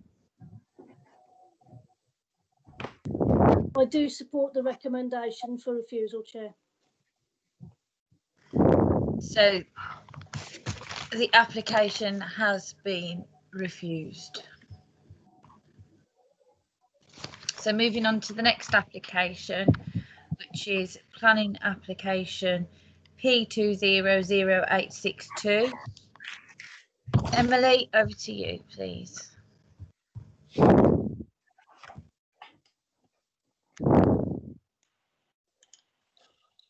Thank you, Chair. The application before you relates to 125 Hagley Road, Hayley Green, Halesowen. It seeks permission for the erection of a first floor side, 2-storey side and rear, single-storey rear extensions, front alterations and garage conversion following the demolition of the existing conservatory. The application forms a resubmission of a previously refused application, of which the applicant has appealed this decision with the Planning Inspectorate. A decision has not yet been made on this appeal. The officer's recommendation is to refuse planning permission. For the purpose of minuting, it should be noted that within paragraphs 35 and 41 of the officer report, there is a typing error that states the proposed extensions cumulatively would be 290% larger than the original dwelling. This should read as a 190% increase. Furthermore, updated comments from the tree officer have also been received. However, these do not affect the officer's recommendation. The property is situated to the south of Hagley Road, at the end of a row of 5 other dwellings, being a mix of semi-detached dwellings and a similarly styled detached property. These properties all sit within the designated green belt, and to the east of the site directly adjoins agricultural grazing land, and to the south is the wider countryside. The application dwelling is located within the Greenbelt and on the border of a designated area of high historic townscape value. Subsequently, the application must be considered against relevant national and local Greenbelt policies. The government attaches great importance to greenbelts. The fundamental aim of Greenbelt policy is to prevent urban sprawl by keeping land permanently open. The essential characteristics of Greenbelt are their openness and their permanence. The National Planning Policy Framework states that when considering any planning application within the Greenbelt, local planning authorities should ensure that substantial weight is given to any harm to the Greenbelt. The National Planning Policy Framework also stipulates that a local planning authority should regard the construction of new buildings within the Greenbelt as inappropriate. Paragraph 145 of the NPPF makes exceptions to this, including the extension or alteration of a building, provided that it does not result in a disproportionate addition over and above the size of the original building. As the proposed and existing extensions would cumulatively be nearly 3 times larger than the original dwelling, the extensions cannot be considered as proportionate in size or scale to the original dwelling. And subsequently, the extensions should be regarded as inappropriate development within the Greenbelt. Furthermore, Dudley Council's own development plan policies, S23, also sets out that such exceptional circumstances will only be permitted where other considerations outweigh the harm to the Greenbelt. It is not sufficient justification to override Greenbelt policies because a development would be inconspicuous or would not harm the site or locality. Subsequently, little weight should be afforded to whether the extensions would be wholly or partly visible from public viewpoints within the Greenbelt. We can see here, this is the application site at the end of the row of the dwellings that form this part of Hagley Road. You can see that the rest of the site, the surrounding area in this aspect of the street scene is relatively open, and the proposed extensions would be at the rear and the side of the application property. This here shows the proposed floor plans. This we've outlined in red the footprint of the original house. So the house has been extended previously, but in terms of assessing cumulative impact and cumulative harm, we do have to take into account the original floor footprint of the building. You can see here ground floor original and the first floor original on this side and the ground floor on this side, and here you can see the extent of the ground floor rear extensions and the first floor extensions that are proposed. Again, this just shows you the extent of the original house. We can see the extent of the proposed additions. I'd add that this is just the proposed elevations, and the red line is the original, so there are extensions to the property which I will be showing you shortly. Again, here we can just see the extent of the original against the cumulative extensions that are proposed on the property.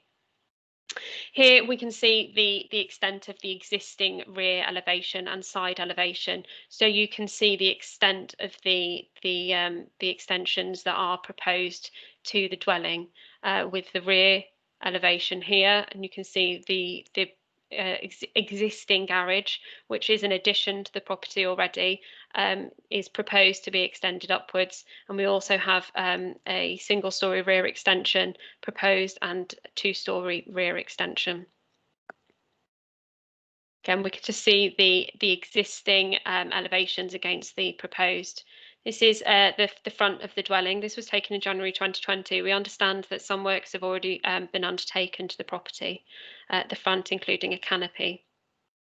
Just shows you the extent of the garage, and this shows you the rear elevation, indicating the extent of additions that have already been undertaken to the property, with the side garage, rear conservatory, two-storey rear extension and single-storey rear extension here. And I'll just move you back to, now I've shown you the proposed, you can see here the extent. The single-storey rear extension would come to about here and would abut this boundary directly, and then the two-storey side extension would generally come over the existing garage. We have received some amended plans from the previous refused application, but we do not consider that they have sufficiently reduced the scale of extensions to mitigate the overriding harm to the wider Greenbelt in this area. Just to reiterate, the officer recommendation is to refuse planning permission. Thank you, Chair. Thank you, Emily. Can I just quickly query something? You just stated that it was 3 times the size. Was that referring to the 290%? Yes, so it wouldn't be 3 times, it would be just under 2 times. No, it's 109. It's 190% larger. So if I get my the original footprint that we have calculated was 115. So the proposed is 335. So that's I think I calculated it as approximately 2.9. But the percentage change, so the percentage increase is 190%. So generally, you know, a large extension in the Greenbelt potentially would be 50-60% larger. So this is significantly in excess of what has already been approved on the dwelling, and that's what we tried to reiterate. And I wanted to be clear is that what we are considering in terms of the impact isn't necessarily what's proposed, but we have to take that into consideration with the original, and that's what's in the National Planning Policy Framework. It clearly sets out the original. Thanks, okay, thank you. Okay, calling on the speaker on this application, Mr. Fowkes, please.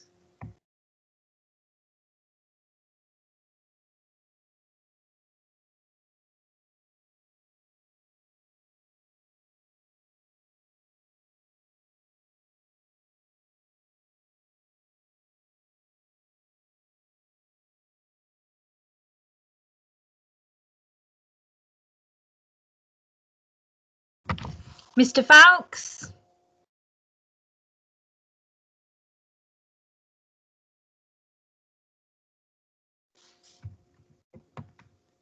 It does appear that Mr. Fowkes is actually in the meeting, but sorry. No, Thanks. that's great.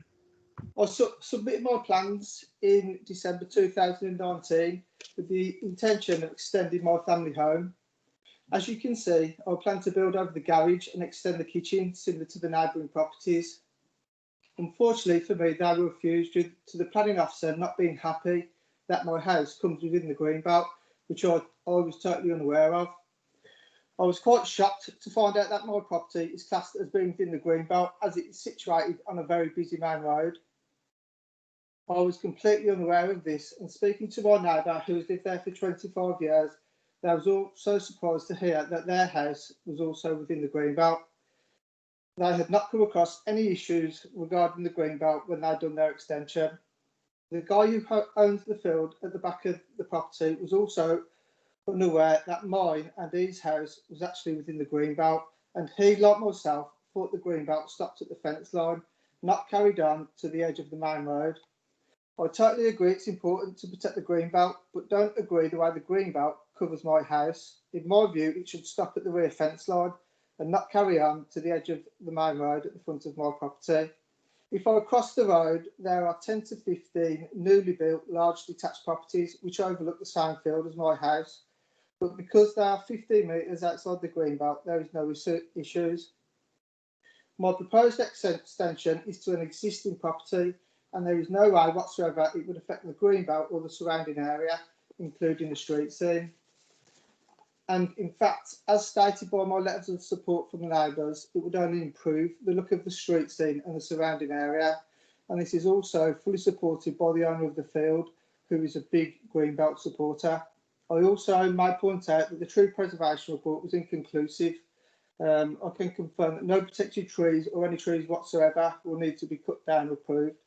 I also point out that there has been no request for details to myself as requested in the report.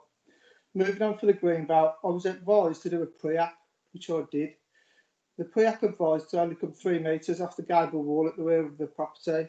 I complied with this on my second application, only for it to be refused again. I requested several site visits before COVID, and this was also refused. I paid for 2 applications and 1 pre-app and feel like I got limited feedback off the planners.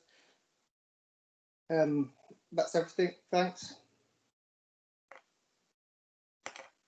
Thank you, Mr. Fowkes.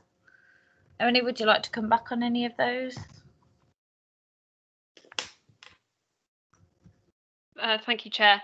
I don't have anything to come back on. I just wanted to reiterate the policies that I mentioned within my presentation about the overall impact on the Greenbelt and how we consider the Greenbelt in terms of not necessarily just if it's visible from the street scene. That there's other matters that we have to take into account. Okay. Thank you, Emily.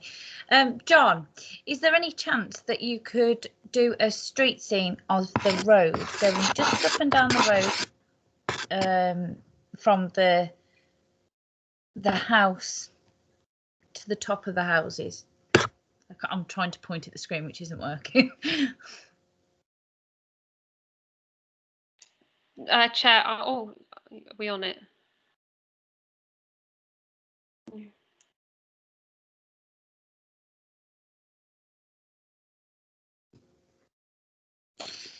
Yeah, so so that's the house there, yeah, and then just a bit further on up, down then, no, up. I think she means heading westwards. Yeah, heading west.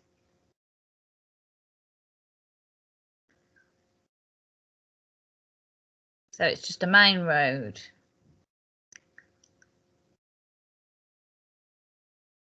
Yeah. Okay, that's great. Thank you. And then is there any chance that as you're going above, that's right, yeah, that you can zoom closer to the back garden for me, please?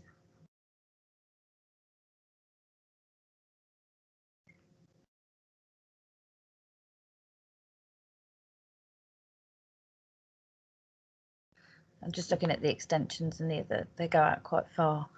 Yeah, so it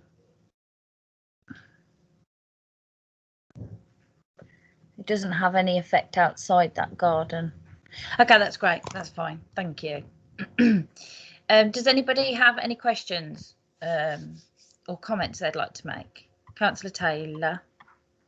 Yeah, Councillor Taylor. Can you clarify when the major part of the extension was done? Because I can't see it in the planning. Is it the one that was done in 1953? Yeah. Yeah, that was when it was done. These new plans that have gone in sit entirely within its own land, the house's own land. It doesn't go outside onto the green belt. You're building mainly on the footprint that is sat there now for the last nearly 70 years. It is not just getting there. It is within his footprint, but it is classed as green belt, but not affecting the green belt. Green belt, because nobody, just because it's green belt, it doesn't mean that that we have a right to travel across it as green belt is mainly. So this again seems to be a property that's been made to fit a family of today.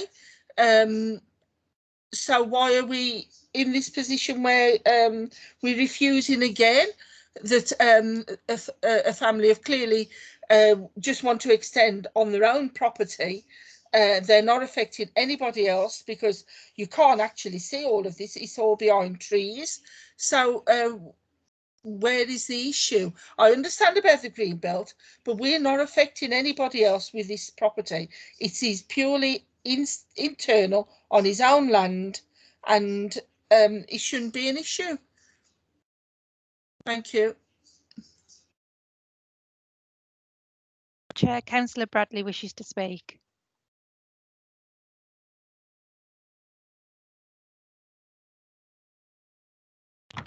Sorry, I was muted. Councillor Bradley.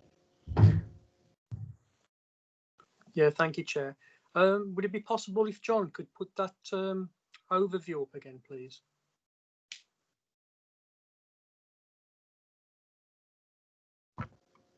I think it may have been Emily that was doing it. Oh, sorry, Emily. If you could go around the back, please.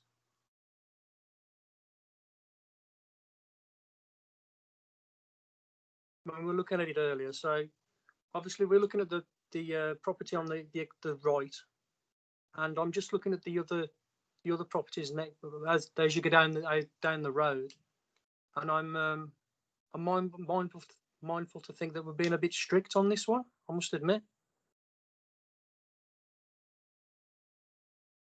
Could you go above it a bit further, please? Consider the footprint.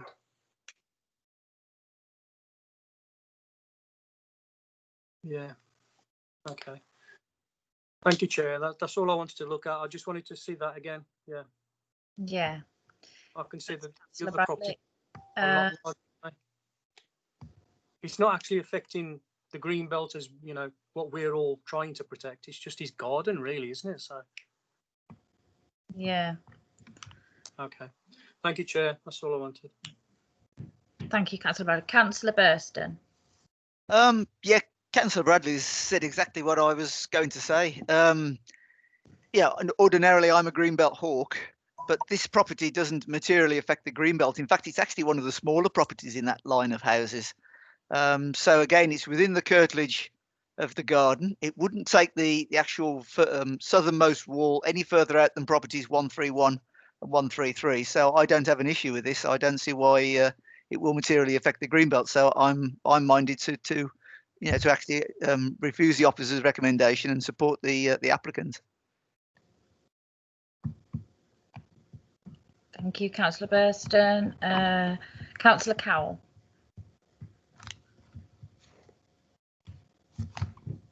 Thanks, Chair. Just correct me if I'm wrong, but I think one of the principal issues here is it's not even so much just that it's the green belt. This thing around the increase on the original build, that would apply anywhere, wouldn't it? I think, if my knowledge is correct. It's this principle of not trying to make a property so massive in relation to its original form, is my understanding. So I think that's something else we need to think about. I understand that it's sort of fairly hidden away and probably not completely out of character, but I'm just worried that potentially we're ignoring one of the fundamental principles, that we try not to make a building too massive in relation to its original design. Thank you. Thank you, Councillor Cowell. Councillor Ahmed. Thank you, Councillor Cowell. Councillor Ahmed. Thank you, Chair. Yeah, my initial reaction was what Councillor Cowell just mentioned about the, how the property originally was. But if we talk about what we did previously about the street scene, what was discussed earlier on this side of the road, is certainly a development of this nature. Would be in line with the street scene and the characteristics, and also the fact that it is screened away. I think the general population would consider the rest of the Greenland really being what we're all talking about in terms of protection, and also the fact that it's extended, but it's not. It's going to be roughly the same size as the neighbouring properties. Had it been over, in size, had it been more than the neighbouring properties significantly, then I could certainly see why it would be an issue. Then we would be opening up floodgates really for other applications to come forward of this nature. Also, the other factor I think I would personally consider is the fact that it's not. There's still sufficient garden space for them, even though it's a large extension. There's sufficient space there for them to enjoy, and it's relatively equal to the sufficient, or to the space that the neighbouring properties has. So I can understand exactly why the officers have brought it to committee and have suggested recommended a refusal, because on paper and given the nature of the area, it makes absolute sense. So I don't want to, there have been some comments earlier on about why we're refusing. I can understand exactly why they are, but from a practical point of view and considering all the factors, I'm quite comfortable with this one going ahead, Chair. Thank you. Thank you, Councillor Ahmed. Okay, I think that's it. Is everybody happy to go to the vote on this one? Chair, Councillor Neil would like to speak. Apologies, sorry. Councillor Neil. Yeah, sorry about that. I couldn't raise my hand for some reason. Yeah, I'm just looking 1 and 2 houses away. They all seem to be very proportional to what this extension is going to look like. So I think it'd be very unfair of us to turn this one down. Looking at the aerial view of the 1 and 2 houses away, which look very similar, and I do realise that it's been overextended, as they say. But if you look at the footprint of the other 2 houses, they're the same. So I'm mindful to actually approve this. Thank you, Councillor Neil. Gail. Yeah, it's just the same comment as before, because it's up for refusal. Just to mention again the code of conduct paragraph. That's all. Okay, thank you. Sorry, Councillor Chair, can I just interject? Just wanted to clarify that some of the properties along that row of what appears to be 4 are actually semi-detached. So there's 2 pairs of semi-detached pairs. I just wanted to point that out because I think it must have got lost in the presentation. Thank you. Thank you. Okay, so is everybody happy to go to the vote?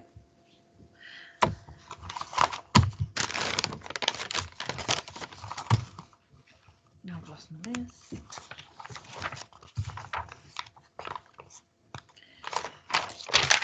Councillor Thurston. Yes, I reject the officer's recommendation, support the applicant on the basis that it doesn't materially affect the green belt, and also it retains more or less the same character as the street scene.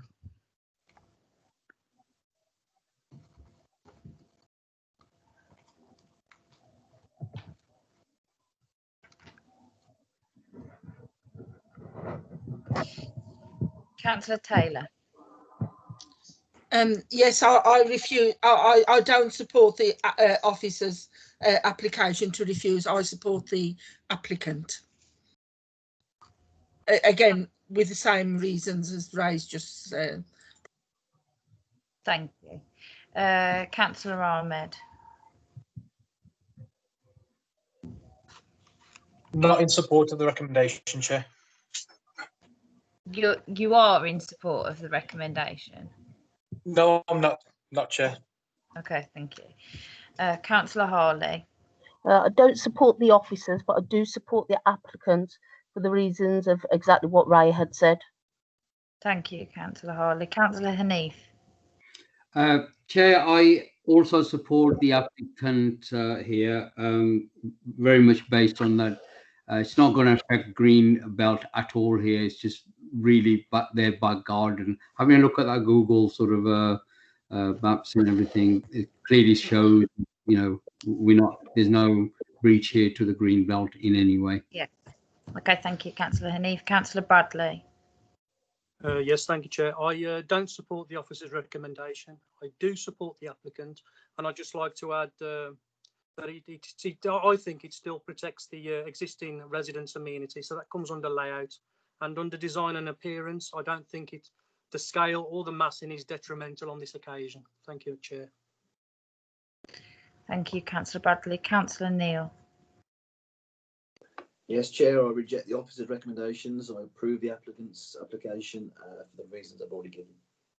Thank you, Councillor Cowell. Thanks, Chair. I also would reject the officer recommendation and go with the application. Thank you. Thank you, Councillor Cowell. So that application has been approved on layout and design. Sorry, Chair, can we make sure that the recommendation gives officers delegated authority to do the conditions? Thank you. Yeah. Yep. So moving on to the next application, which is, apologies, I've got scribbles everywhere. Planning application P200646.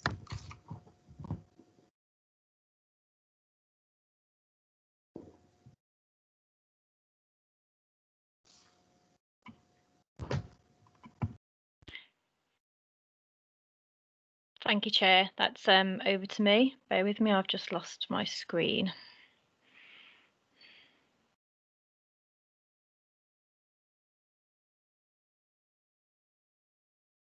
That's great, thank you.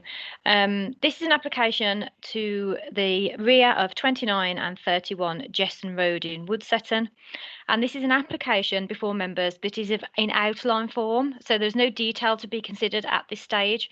All we are considering this evening is the access from Jesson Road. So you can see Jesson Road here is the end of a cul-de-sac with the pair of semi-detached properties at the end. There's an existing access that leads to garages and built form to the rear. This is going to be the point of access for any new dwellings that may be built here. The only difference will be that it will be widened. And what we would be approving tonight, should members be minded to, would be a maximum of 3 dwellings to be located on the rear of this site. So all members need to be aware of is we are only considering access this evening. So I'm happy to take you through the slides. So this is the plan that would be associated with any approval. That shows the existing site access as it currently is, but wider, which would allow for vehicle access to any dwellings that would come forward in the future as part of a reserved matters application. This is the view along Jesson Road towards the pair of semi-detached properties. At the end, the access is to the side of these. This is an existing parking area to the northern side of Jesson Road. So as you pull into Jesson Road, this is on the right-hand side. This shows the pair of semi-detached properties to the right and the bungalow that's situated to the left, and this is at the very head of the cul-de-sac. And this shows the pair of semis and the existing access point. So to be mindful that this will create the new access point, but it will be widened. Again, showing the access point to the side that currently serves the rear of the properties. And to the side of the existing house at number 31 Jesson Road.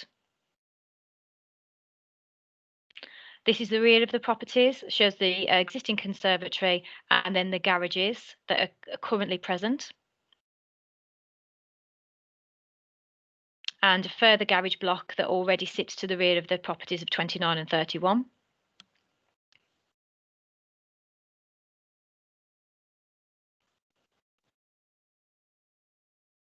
That's the existing garage block and the protected trees to the side. And this is a view from the rear of the site looking back towards the side wall of number 29 Jesson Road. And that catches the bungalow that you saw from the street scene there on the right-hand side, number 25. And the final view is the rear outbuildings that are present. So the outbuildings are there and the existing double garage served from the existing access. And again, one view of the rear of the existing properties as a pair of semis. Thank you. Officers are recommending approval of this outline application as we are only considering access at this point and a maximum of 3 dwellings up on the site, which will be given full consideration at reserved matter stage, which would be a following application. Thank you, Chair. Thank you, Helen. Committee, any comments or questions? Bearing in mind this is just the outline. Councillor Chair, Neil, can I speak? Chair. Carl, then Councillor Neil. Sorry, I was just saying, Councillor Neil's hand. You can't see it in the sidebar potentially. Councillor Neil. Yes, hello there. I know this cul-de-sac very well. As you saw on the slides, as you go down the right-hand side, there's lots and lots of car parking, so this should not be a problem here. So I vote for approval.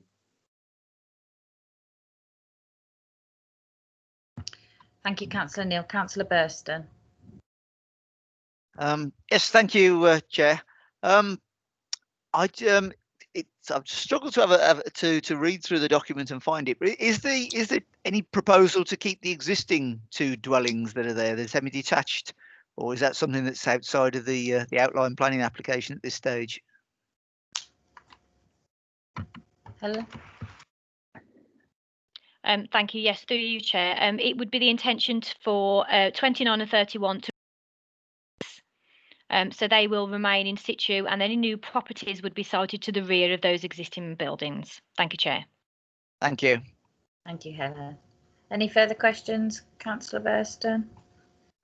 It was just to clarify whether they were retaining the existing 2 buildings. Okay, thank you. Councillor Bradley. Thank you, Chair. Yeah, it's just I'd just like to have the I think it's John tonight, is it, or Ian, the highway engineer, because it does say that there has been concerns raised regarding the proposed remote parking. Can they just explain that one a little bit, please? Through you, Chair. Yes, the original application came in with an indicative layout, which I commented upon, and at that time the proposal was for remote parking for the 2 existing properties. The applicant has since revised the plan so that that is not up for discussion. It is purely the fact that the access will go in the exact same place as it is now. So the context would be that parking for the existing properties could be anywhere within that red line boundary, and that would be clarified as part of the reserve matters. Thank you. Yep. Thank you, Chair. Thank you, Councillor Bradley. So if all are happy to go to the vote, all those in favour of approval for P200649, show of hands, please. No, we're not doing shows. We're waving. I was back in the chamber then. Councillor Burston. Yeah, I'm in favour. Councillor Taylor. Gosh. Sorry, yes, Chair, I approve. Councillor Ahmed. Support the recommendation, Chair. Councillor Harley. Yes, I support. Councillor Hanif. Fully support, Chair. Councillor Bradley. Approve, Chair. Thank you. Councillor Neil. Support the recommendation, Chair. Thank you. Councillor Cowell. I support, Chair. Thank you. So that application has been approved. So moving on to the next application, the final application of the night, which is planning application number P201052. I think there's enough information in the report. So over to the committee. Is there any questions that you would like to ask the officer before we go to a decision? No, so all those in favour of approval for application P201052. I've done it again. Councillor Burston. I approve, Chairman. Councillor Taylor. I approve, Chair. Councillor Ahmed. Support the recommendation, Chair. Councillor Harley. I support it. Councillor Hanif. Approve subject to conditions, Chair. Thank you. Councillor Bradley. Approved, Chair. Councillor Neil. Support the recommendation, Chair. And Councillor Cowell. I support approval, Chair. The application has been approved. So moving on to the next part of the agenda. Are there any questions from members to the chair where 2 clear days notice has been given to the monitoring officer? None, Chair. Thank you. Here ends, hopefully, the last meeting on Teams. Thanks, everybody. Thanks, Chair. Good night. Thank you. Thank you, Chair. Good night. Good night. Good night, Chair. Very well chaired. Thanks, Chair.